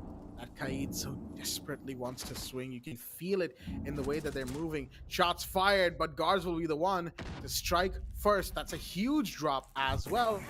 It's Kaid gone. However, with about 60 seconds remaining, you're gonna have to be a little bit more concise about this. Wait, Hasham gets one.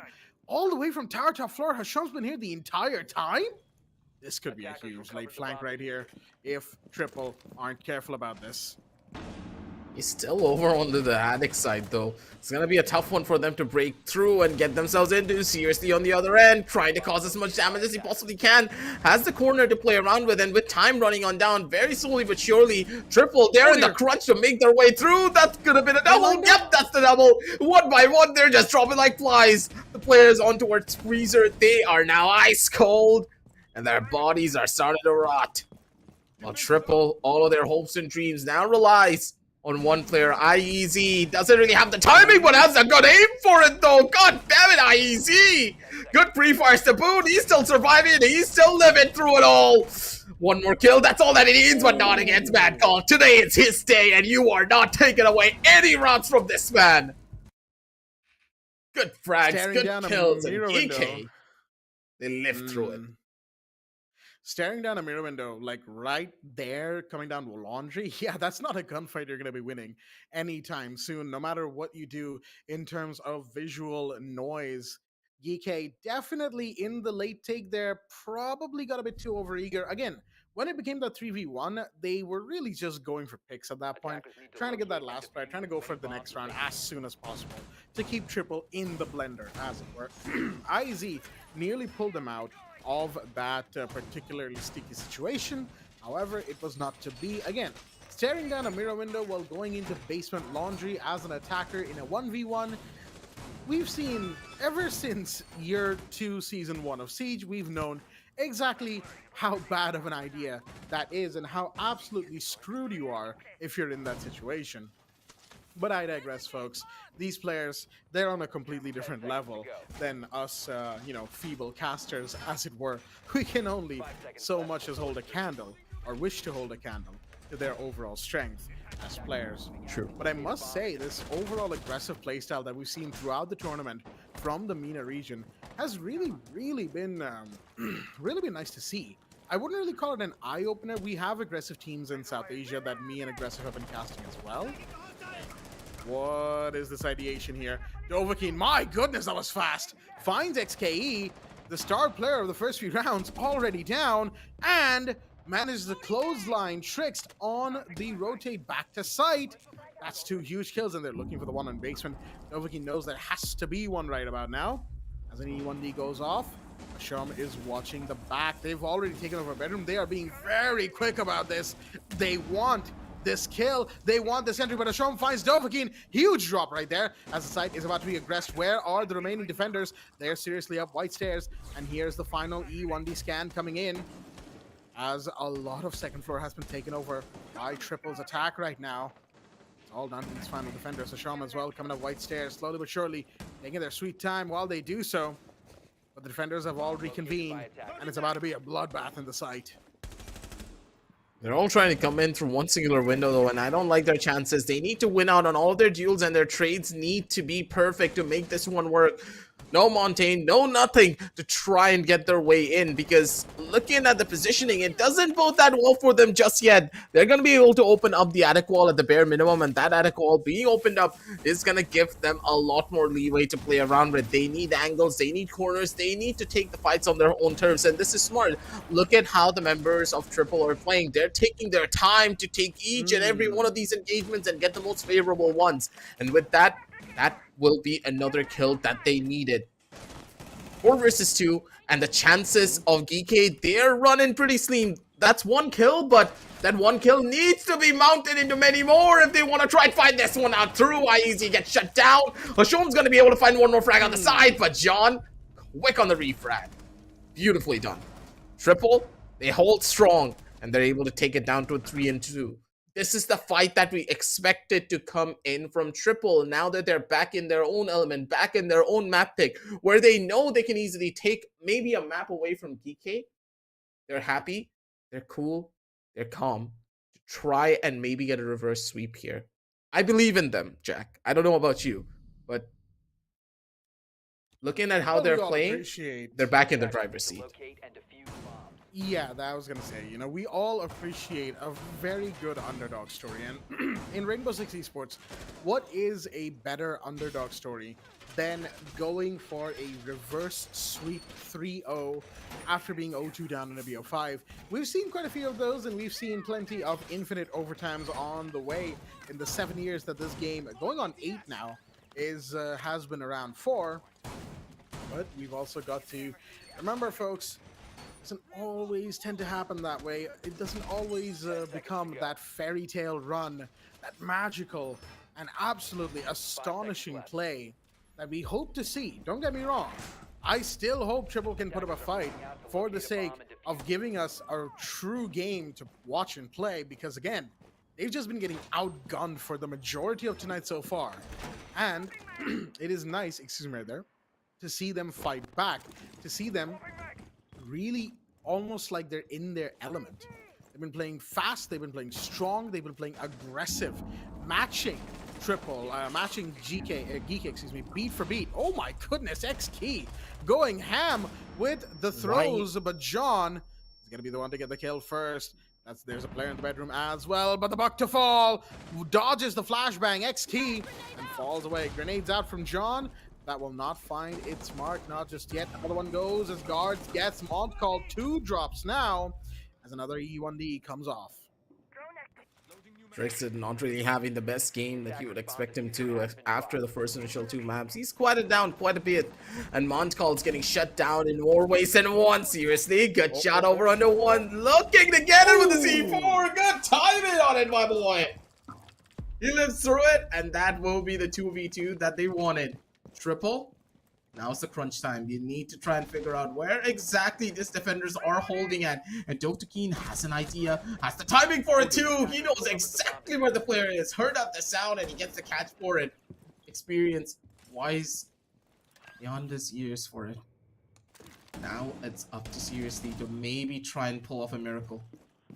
Timing is everything, and he is now anchoring inside of the side. He needs to clear out everything and maybe find a catch over on Zotac. But he's getting surrounded from 2 different sides. But I don't like the positioning here. Drop the bomb diffuser. Oh my goodness! That's a drive shot by. and a half. Oh, Maybe another? Red pings, red pings, red pings. Ooh, that was a dangerous cross right there. He knows the time is on his side, and he's playing it as much as he possibly can. There's cameras in the site as well as Zotac trying to potentially go for the plant, full plant. Run in from seriously, but no, the plant is stuck. Oh my goodness! You. He's so confident, man.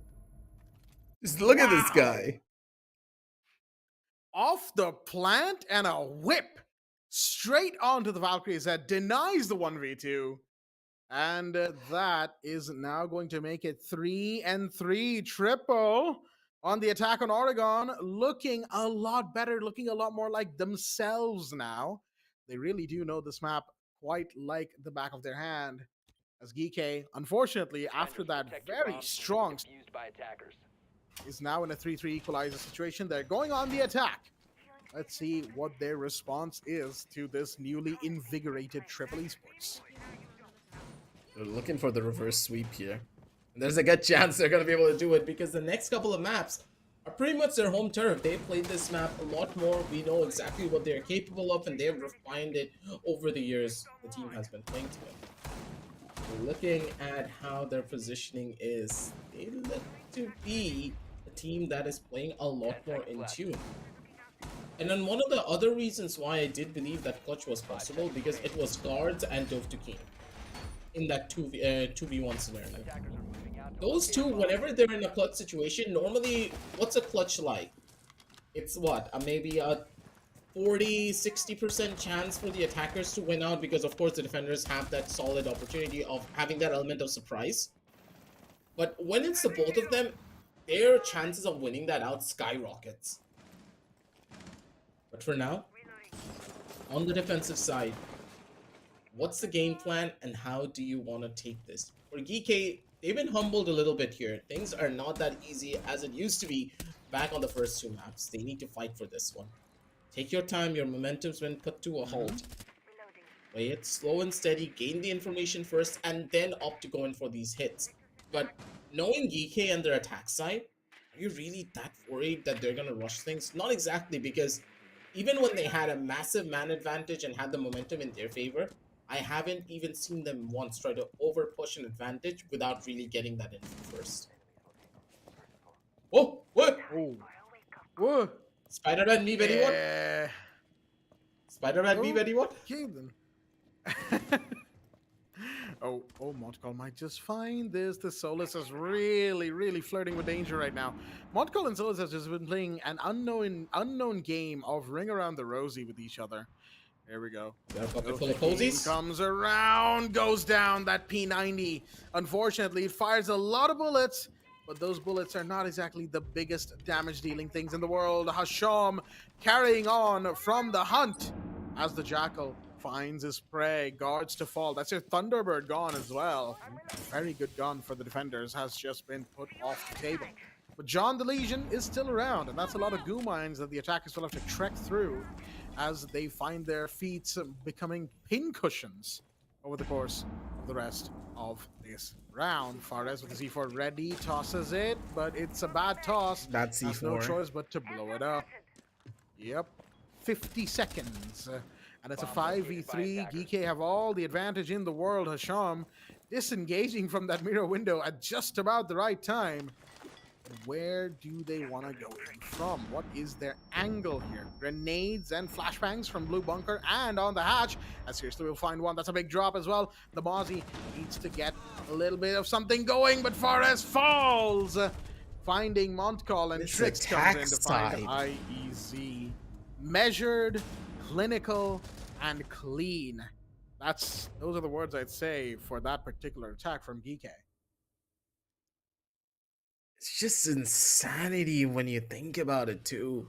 The way that they're systematically taking each and every one of their sites, not really forcing any engagements, taking their time to open things up, take over the map, and then fight it down through. It's smart. But what happened over at the kitchen? I'm a little bit confused. If the Solus was able to get that kill on the Iana, things would have been drastically different. And Solus, he's the one who had the advantage. Freaking probably fell asleep on the trigger, but he was confused. Either or, that was one of those rounds that really does have you scratching your head, because triple, yeah, you got the advantage early on and you were able to equalize things out, but that doesn't mean you're out of the deep end just yet. This is this is series point, mind you. Sorry, not map point. Series point. You need to take these fights a lot more seriously, and you need to be alert more than ever now than before. Attackers are moving out to locate a bomb and defuse it. I love the pick on the Solus that they've gone for. It's really just showing that, yeah, they know what makes GEEKAY's attacks work so often is a lot of intel. GEEKAY's drone work is genuinely really something to study, I would say. For a lot of teams that we've seen over the years, the drone work, the way that they duo with each other, and there's almost always a drone with said duo, so that they can trade, so that they can, gather intel and basically just find and destroy. It's like they're playing a game of find and destroy, search and destroy, excuse me. And that is just, again, so well executed that it's almost again, insanity. This time, Guards will get that first kill. Guards picking up the Solus this time. Finds the Jackal. Fares with a beautiful shot onto Montcall. 2 huge drops. Make that a third as John gets another one. Takes a ton of damage, but XKE gets one in return. John fires back. That's XKE to fall, and very suddenly, it's a 1v4. Brixid, another one who needs to try and maybe close things out here and get some more information for his squad.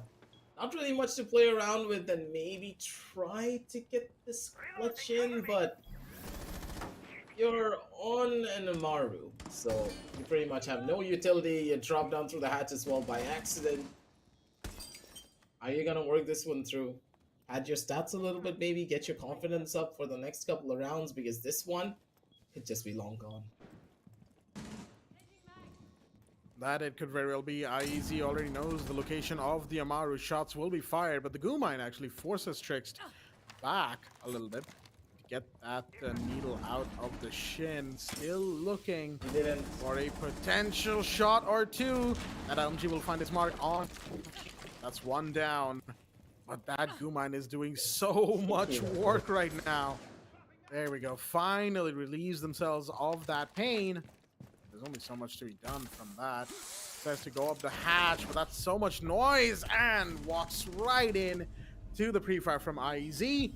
Triple will once again equalize. Again, matching how GEEKAY played on defense, almost beat for beat, in your face, constantly aggressing, constantly pushing, never letting up. That seems to be the playstyle that Triple have locked onto to take, GEEKAY as far as possible in this map.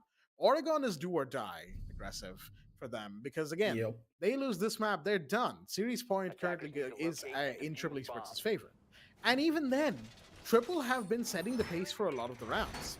I would say this last round on Second Floor Dorms was the first true round we've seen from Triple Esports where they have not only set the pace, but nearly dominated the playing field, which is a great sight to see and could be a potential indicator for great things to come in this map. But again, you've got to keep it up. Equalizers do not equal a sigh of relief. If anything, it means even more stress, because GEEKAY is about to get more serious, even more than they already are. And Triple will need to keep matching that if they want to have a chance at winning. Looking at how this entire matchup's been going, GEEKAY's just getting a little bit too complacent in what they're already doing and what they have done in the past, that they're not really adapting to what Triple are trying to set up on their end too. The drones are getting information, yes. The drones are also giving them that early bit of a warning call that, hey, these are where the players are positioned, maybe this is their plan. GEEKAY are not really utilizing the information that they're gaining to try and paint a picture in their minds of how to try and get Triple off of those comfortable positions so they can take much more advantageous gunfights. They're taking the 50-50s and they're losing out on the 50-50s, causing them to be in this exact situation. Triple, the members of GEEKAY expected Triple to just be completely shattered mentally, but it's quite the opposite. Triple, they are more alert than they ever were throughout those first two maps. And they are ready mentally and physically to take each and every one of these duels to send GEEKAY back packing over to map number 4. Anything could happen here, Jack. It all begins with that first kill. None of the teams are even close to getting that first kill just yet. And for GEEKAY, they're playing the long game here. Getting the information, working their way slowly in towards the building. That's one hatch opened up towards the side of meeting. What's the next one to find? Could be a gunfight from the way that things are going so far, but so much time has been wasted. 3 defenders. Triples, yeah, I was gonna say. So much time has been wasted by Triple's defenders being so chaotic on the roam. It's honestly insane. But guards, hearing the potential entry of a Dokkaebi down those back stairs, decided to go for a peek. Couldn't find their mark because their mark had, well, their prey had fallen back. Since there's 3 defenders looking at a boiler room right now, this is exactly the type of play we saw from GEEKAY's defense, and it is honestly bizarre, regardless of who's doing it, because you don't expect plays like this. Things are out, as Meeting Hatch has been called as a potential point of interest. Drop could be coming in any moment now that Jackal is very close on that hatch right now. Prone, opening up a few angles, trying to get these defenders out of their positions, make them uncomfortable. But 35 seconds on the clock, there really isn't a whole lot of time remaining to do this. Grenade comes out and the Wamai Magnet will catch that. Montcall now has to do just about anything that they can through gunfire alone. There's the Legion falling back, but no, Montcall on the lean misses it. just barely. Oh my What? goodness, Montcall. You cannot have missed those entries as John's going to take a ton of damage, but the flashbangs will stop them from Blinded doing by too the much. light. Icy goes down. John falls as well. Guards gets one, but gets taken down. Tricks coming in from the back. SMG-12 in hand. Shots are about to get fired. Yes, sir. The plant was being put on the floor. That SMG-12! Oh my goodness, nearly putting in so much work, but the plant is going to be denied. The Nomad wasn't in position. Where were you, Nomad, in that moment? What happened? How could the plant be denied when you have a Doka being blue? Where was the positioning? There were so many players. Exactly. Where was the Nomad? Was the Nomad just sipping some tea over on the side Where on was Broider? seriously? No, seriously hadn't come down the stairs yet. When the plant started and seriously was trying to clear the hallway, I can just about see it in the replay, right? Why through the clear orange the highlights. hallway?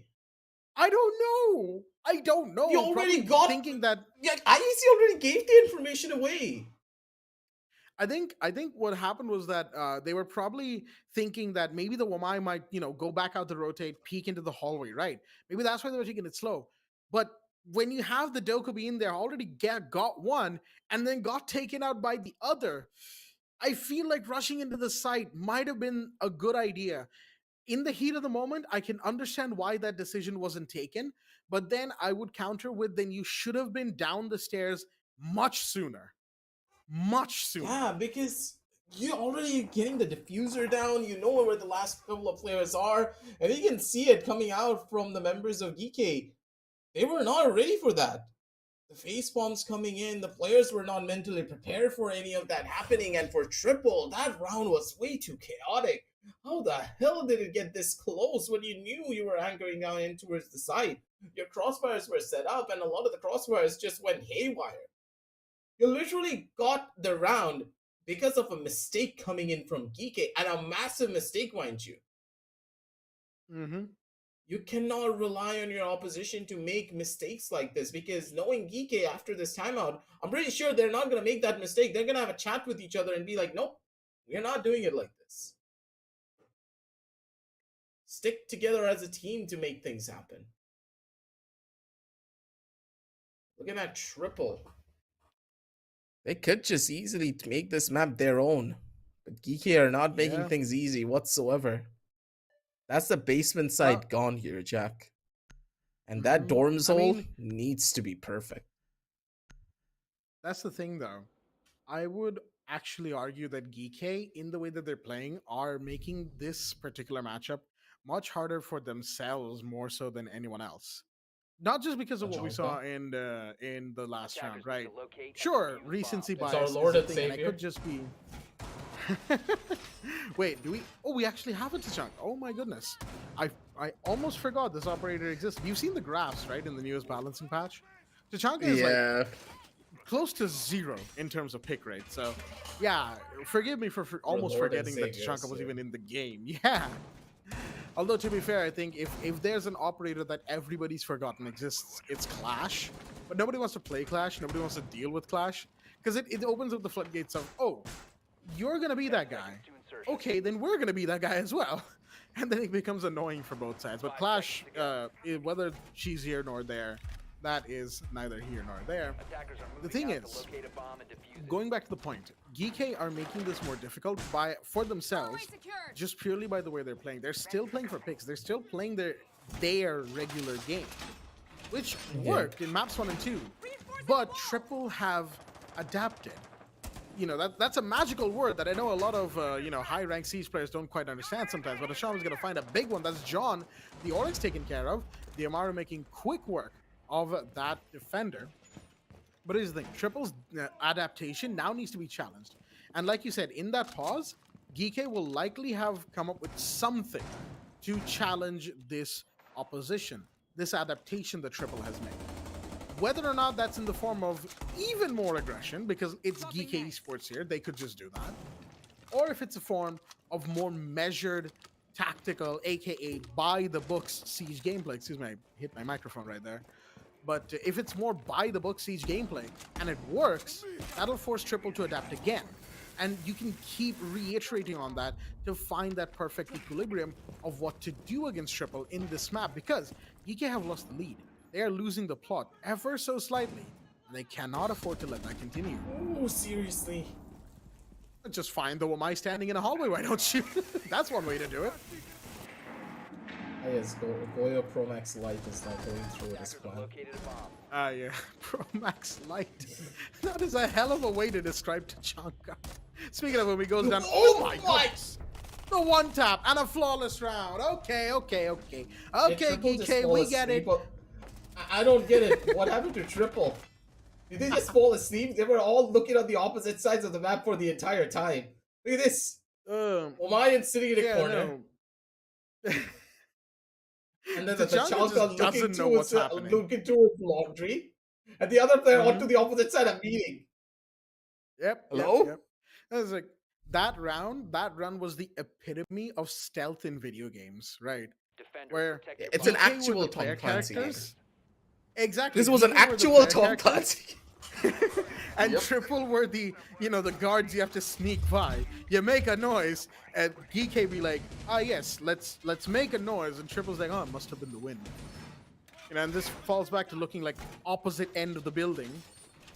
And again, we don't say this is all like lighthearted banter that me and Aggressive are having. I feel like we need to contextualize this a little bit right there. But that round, you cannot look at that and tell me that Triple were hyper aware of what's happening. I'm sorry, I'm not accepting that explanation because like there's kills going off behind you. You're probably getting call-outs from the rest of the team that, hey, I just died on Z below White Stairs. You might want to turn around. And the rest of the team is busy dealing with that breach on the single wall and that breach on meeting. It was actually really well done, by the way, by GK. They did a multi-front push very, very well. They timed it exquisitely. And Triple was just caught in the crossfire, but even then, the awareness from them was a bit lackluster, I will still say. Could have been better on that end, but I guess it's okay. You can just brush it off and say it was the win, just as you stated yourself. For Triple, on the other hand, though, what's the game plan here? They lose out on last round. You now have a Valkyrie to play around with, so you can gain some more information. But looking at what you could bring down to the table to have that element of surprise, you don't really have much. You're relying a lot more on the attackers once again to make mistakes and to run into your utility to maybe get that early bout of information. There's almost no roams other than two players over on the opposite side near Big Tower, I do believe. Okay, spotted out guards already. That's gonna be the first fight. Where is this happening though is the real question. Because I'm pretty sure that he has a beeline on one of the players. He's hungry for this kill. I wouldn't be surprised if that were actually the case. Guards and X Key. Okay, here we go. Guards actually towards the kitchen side of things. Where is X Key? I do want to know. John has fallen down the White Stairs in the meanwhile. As GK... Ooh, that's a good shot right there. Finds IEZ. That's one down in the site. And this Ying has been looking to just get in the site with any way, shape, or form. John finds X Key in the meanwhile. That's a huge drop right there. Gotta be careful of those shots coming from Hasham. Hasham looking for that. Wamai too overeager.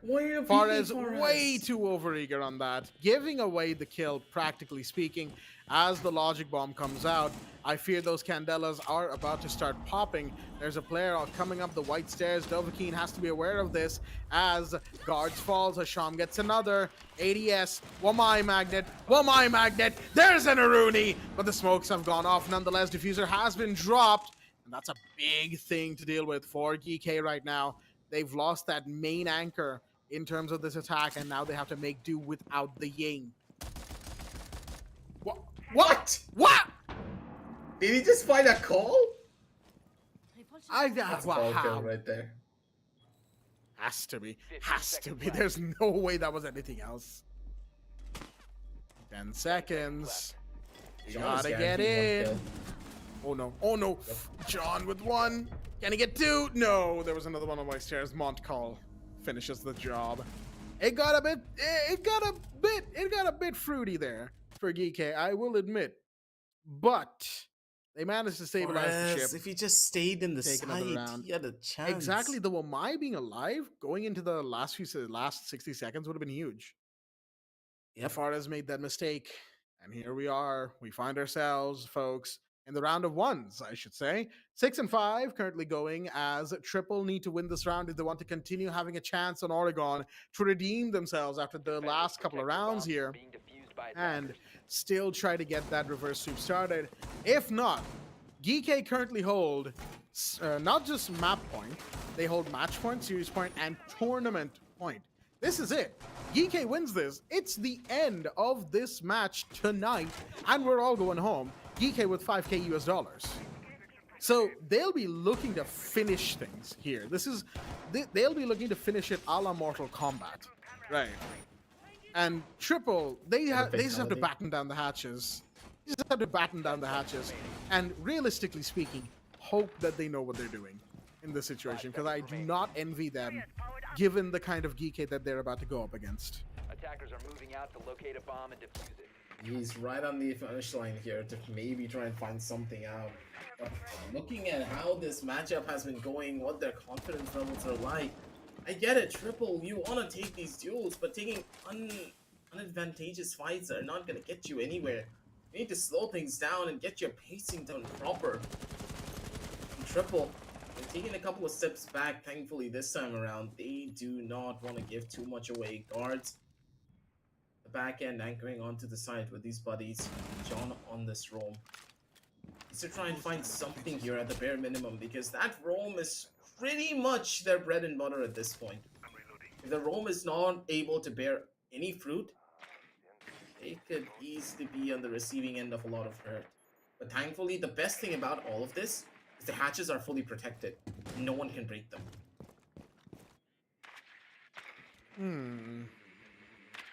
They don't have EMPs, so their mana can't really do work. Yeah, that is actually true. The Kaid is going to come in clutch for this round. So how does GEEKAY proceed?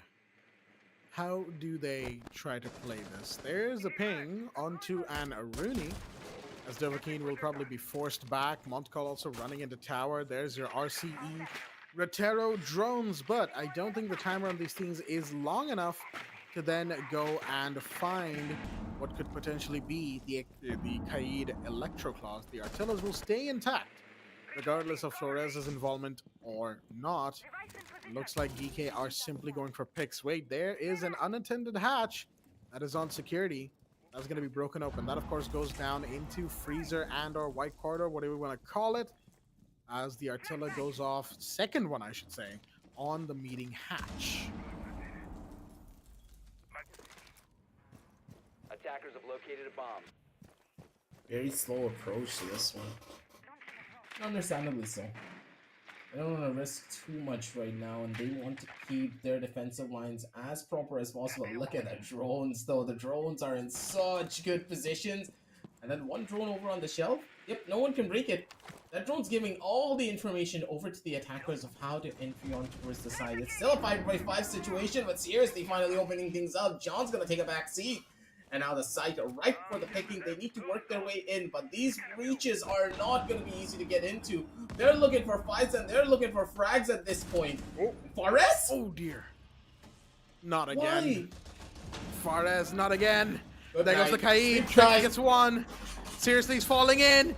It's now or never for the side of Triple. They have to hold down this 2v5 as if their life depends on it. But there's one to fall. Dovahkiin is trapped with nowhere to go. And Montcall, like shooting fish in a barrel, extinguishes the final embers of hope for the side of Triple Esports. That is it, folks. In a clean 3-0, 7-1, 7-1, 7-5.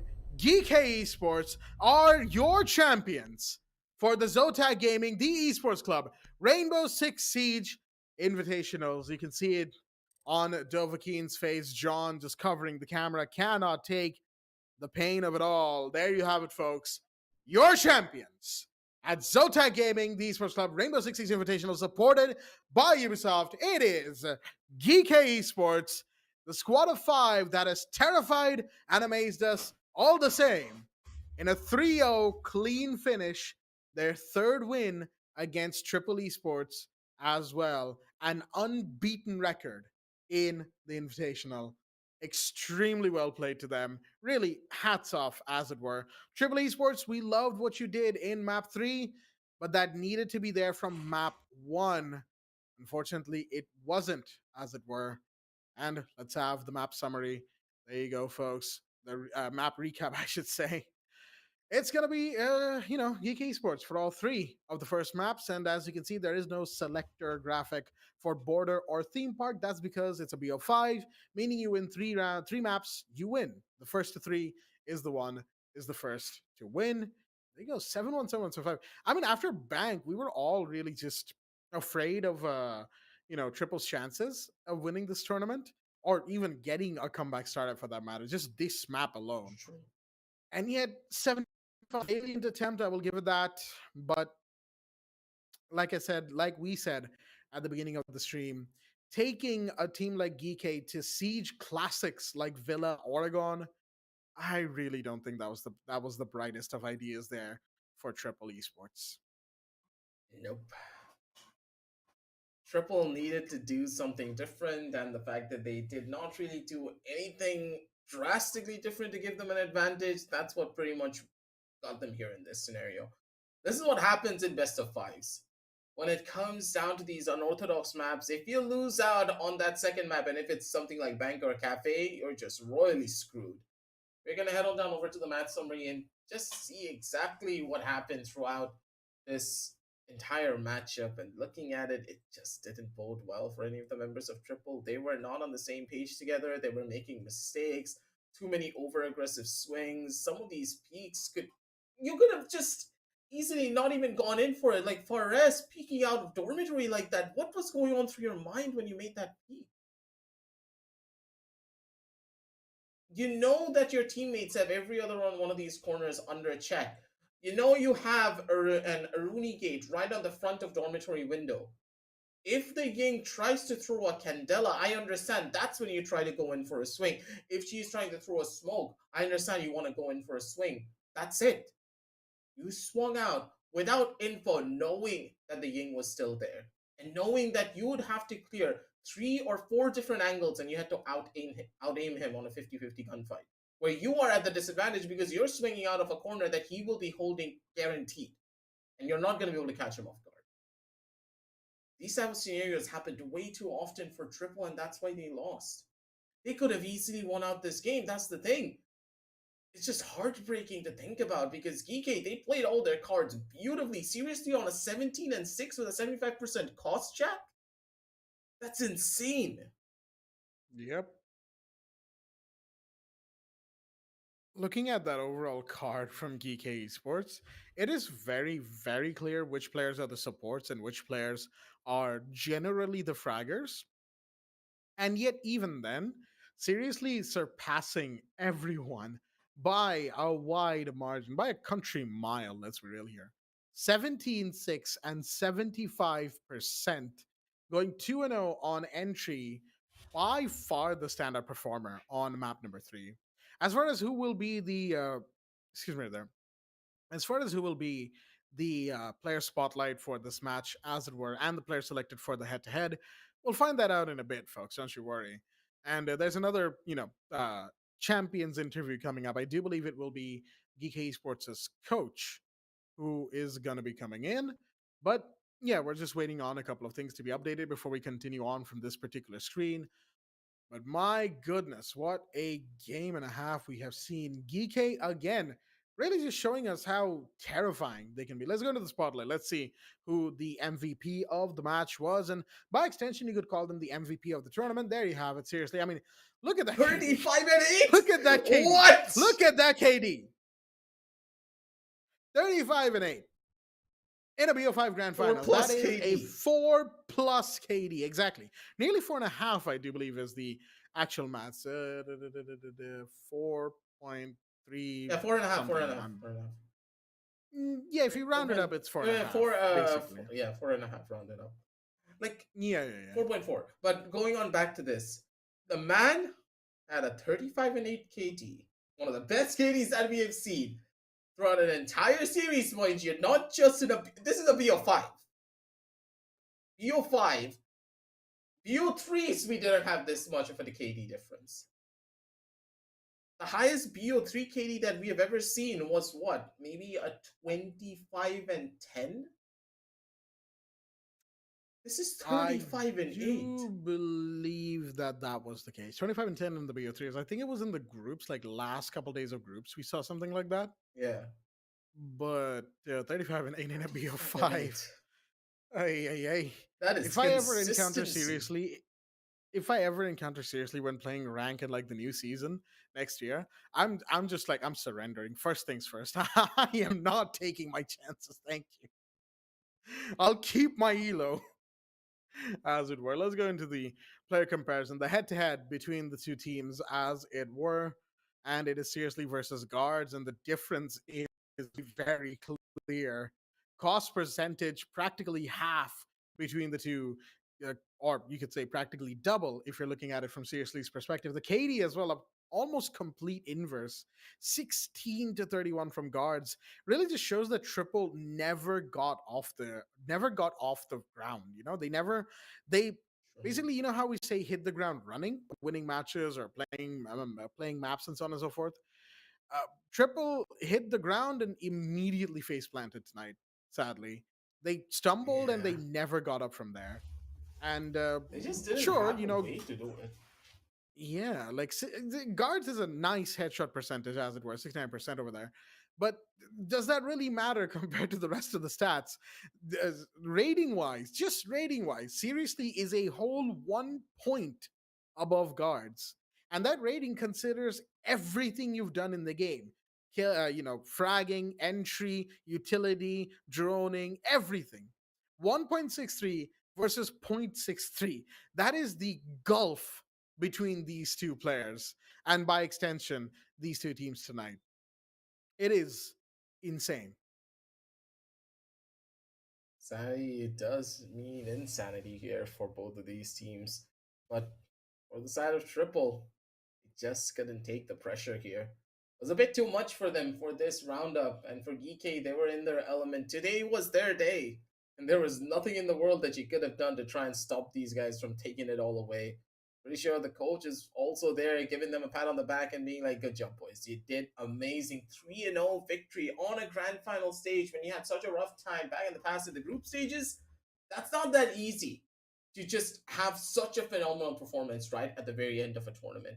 I don't know if the members of Triple, they were just not in the proper mindset because it felt like the team morale was just not there. And hopefully, moving on down the line, we're going to have a lot more future tournaments, mind you. This is just not the last. Oh yeah. There's a ton more regional tournaments, plus inter-regional tournaments that these MENA region teams, they're going to be coming up to face off against our SA boys once more. And I really want to see Triple just be a roster that they can be proud of moving on down the line. Get their groove back together, build together as a team, and just go up to that next level, because we know that the members of Triple, they have the talent to take on players like Seriously and the members of GK, but they need time.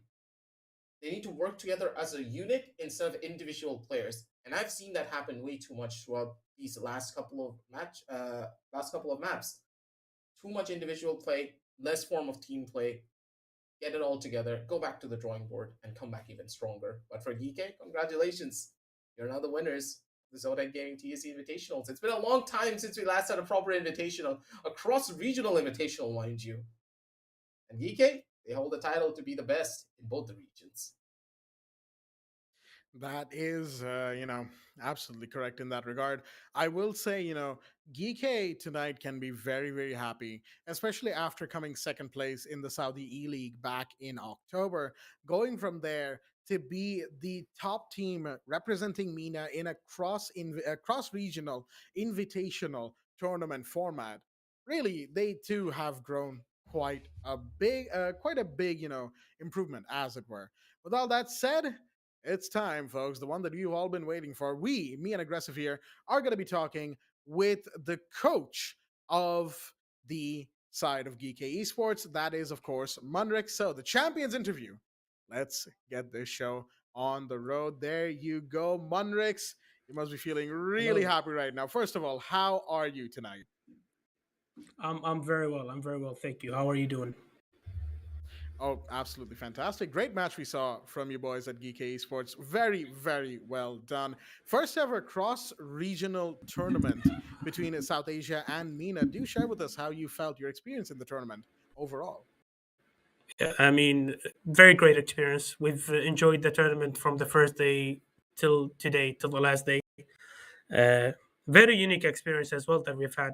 I mean, having the chance to play like cross regional with the teams from Asia, from South Asia as well, gave us the chance to explore new play styles. I mean, I'm sure you guys are tournament. There's like there's a margin of play styles between the regions, and yeah, Yeah. we were happy to like try out a new play style, play against the teams that we don't usually play up against, and see how we bear against them. Yep.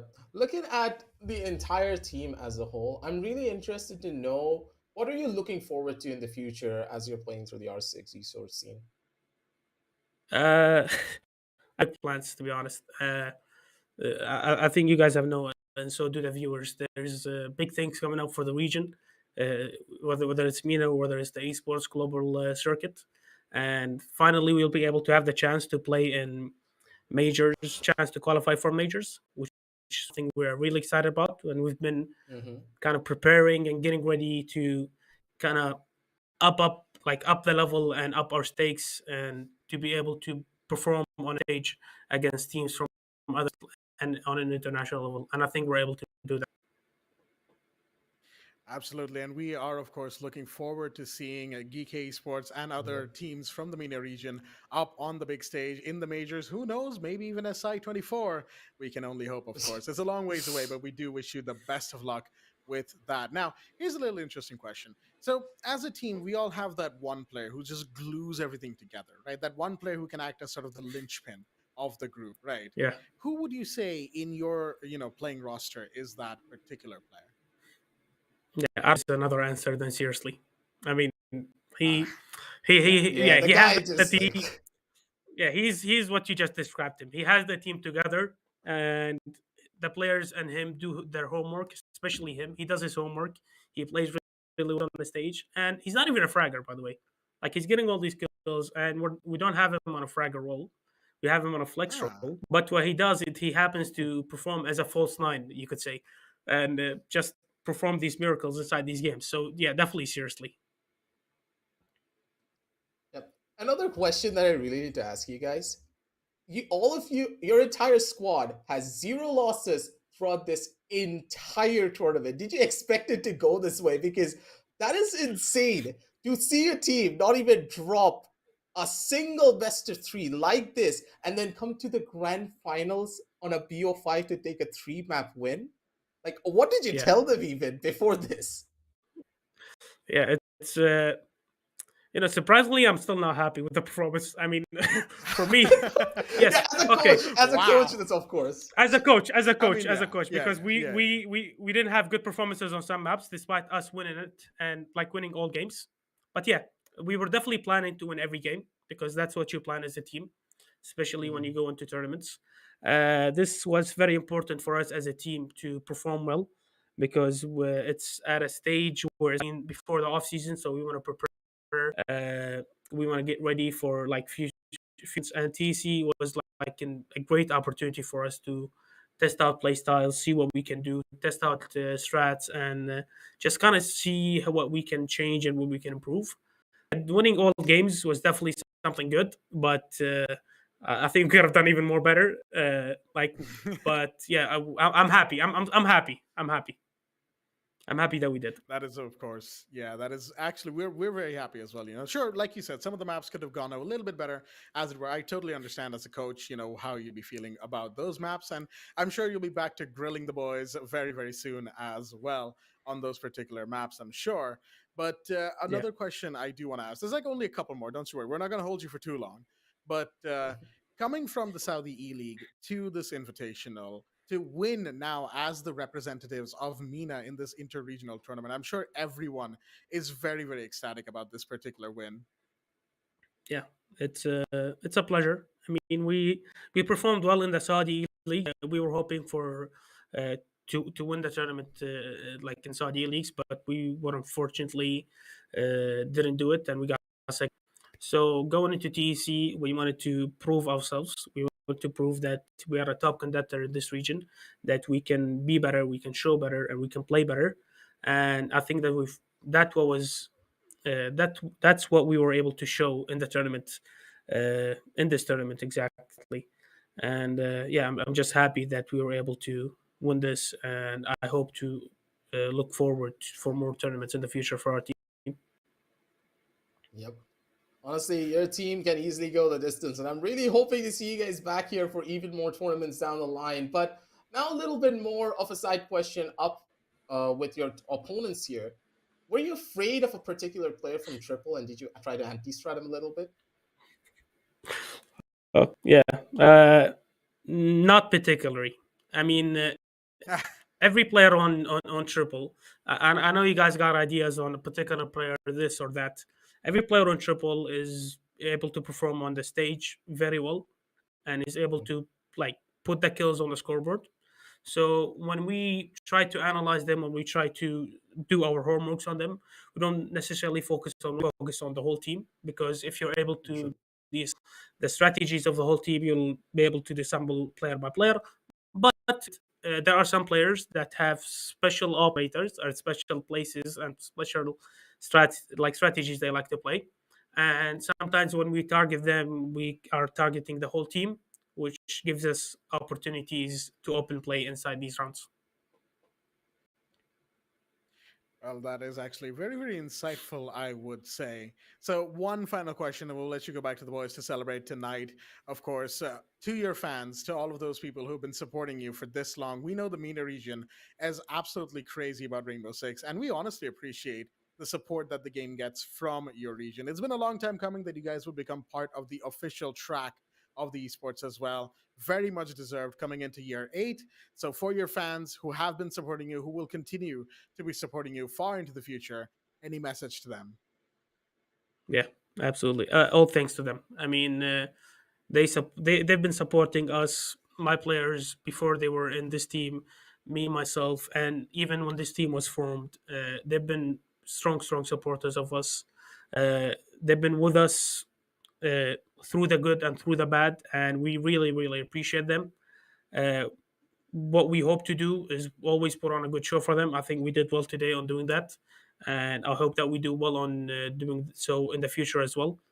Because at the end of the day, our task is to make them enjoy our matches, put on a good show, and have fun, which is something we prioritize.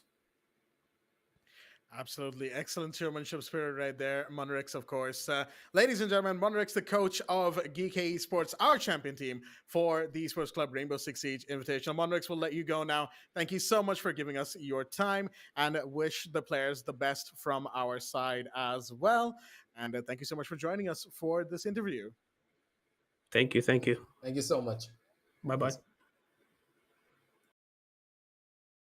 And we are now back on screen. Now, that was an insightful take about how the team actually prepares themselves to just take on their opposition. To take out Triple, they didn't target any of the players like Dovtuki nor Guards. They're like, no, we're going to shut down the entire team one by one and then take it. That's why those first 2 matches were like a 7-1 victory, because you can see it from their playstyle. They were shutting down the entire squad as a whole instead of targeting it out specific players. And because of those type of scenarios, Perez, he believed that he needed to make a play when he just needed to play it slow. The mind games that the coach has already done to shut down their opposition before they can even get an idea of what the members of EK were trying to employ. It's really a smart take into how you need to play Siege. And maybe a couple of notes can be taken from SA. But for now, that's the entire tournament here, Jack. It's been a long journey from start all the way to the very finish. Late nights up to like what, almost 3 a.m. We have casted. We have been in through the deep end. Had that one, Babagusta had that one night with Grace, right? That went all the way to like 3:40 a.m. I'd practically fallen asleep by the time the stream ended. It was what? It was this gone weekend, actually. I think Friday, I want to say that was actually the case. My goodness, that was a game and a half. But with all that said, folks, we really hope you have enjoyed the Zotac Gaming, the Esports Club Rainbow Six Siege Invitational, supported by Ubisoft. We have been your casters, myself, Blackjack, my co-host, Aggressive, Grace V, Baba Gusta, and of course, the real CCP for the 2 nights that he popped in, 2 matches, I should say. He popped into What is 4, exams? but yeah, man's got exams.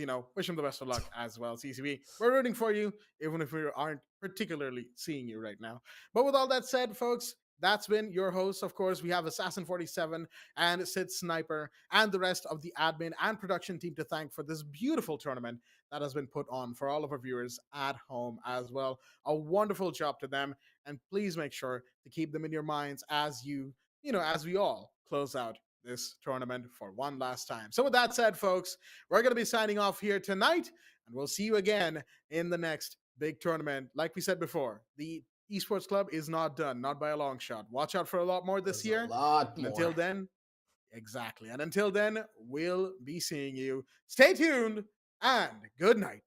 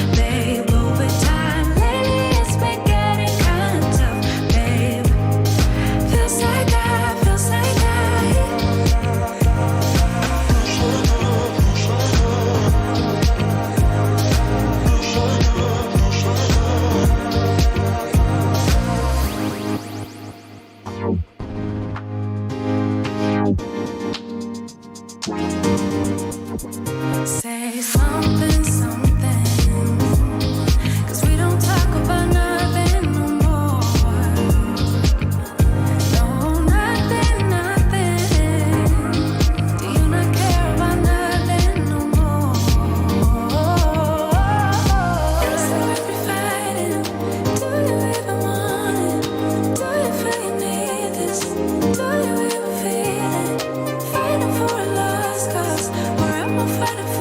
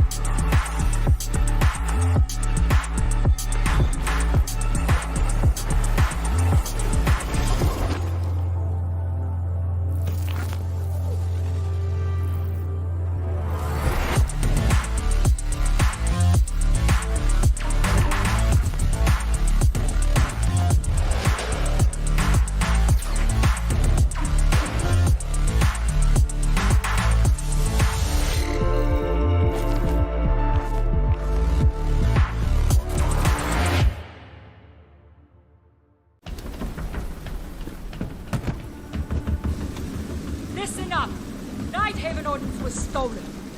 Target anyone using our gear and put them down. Now load it up, let's go! Are you deaf, soldier? I said move. Sorry, Callie. Orders are to keep you grounded. And whose orders might that be? Mine.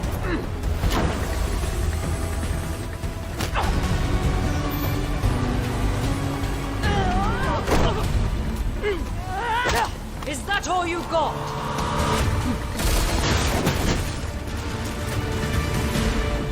Damn it! I didn't kill Yahata! Someone stole Nighthaven ordnance and is selling it, jeopardizing our operation. We know, but that doesn't mean you get to start a war over it. This is Rainbow's operation now. Not sure your butter knife will cut it, darling. You'll be up against very loud guns. We have a squad for that. Red Hammer.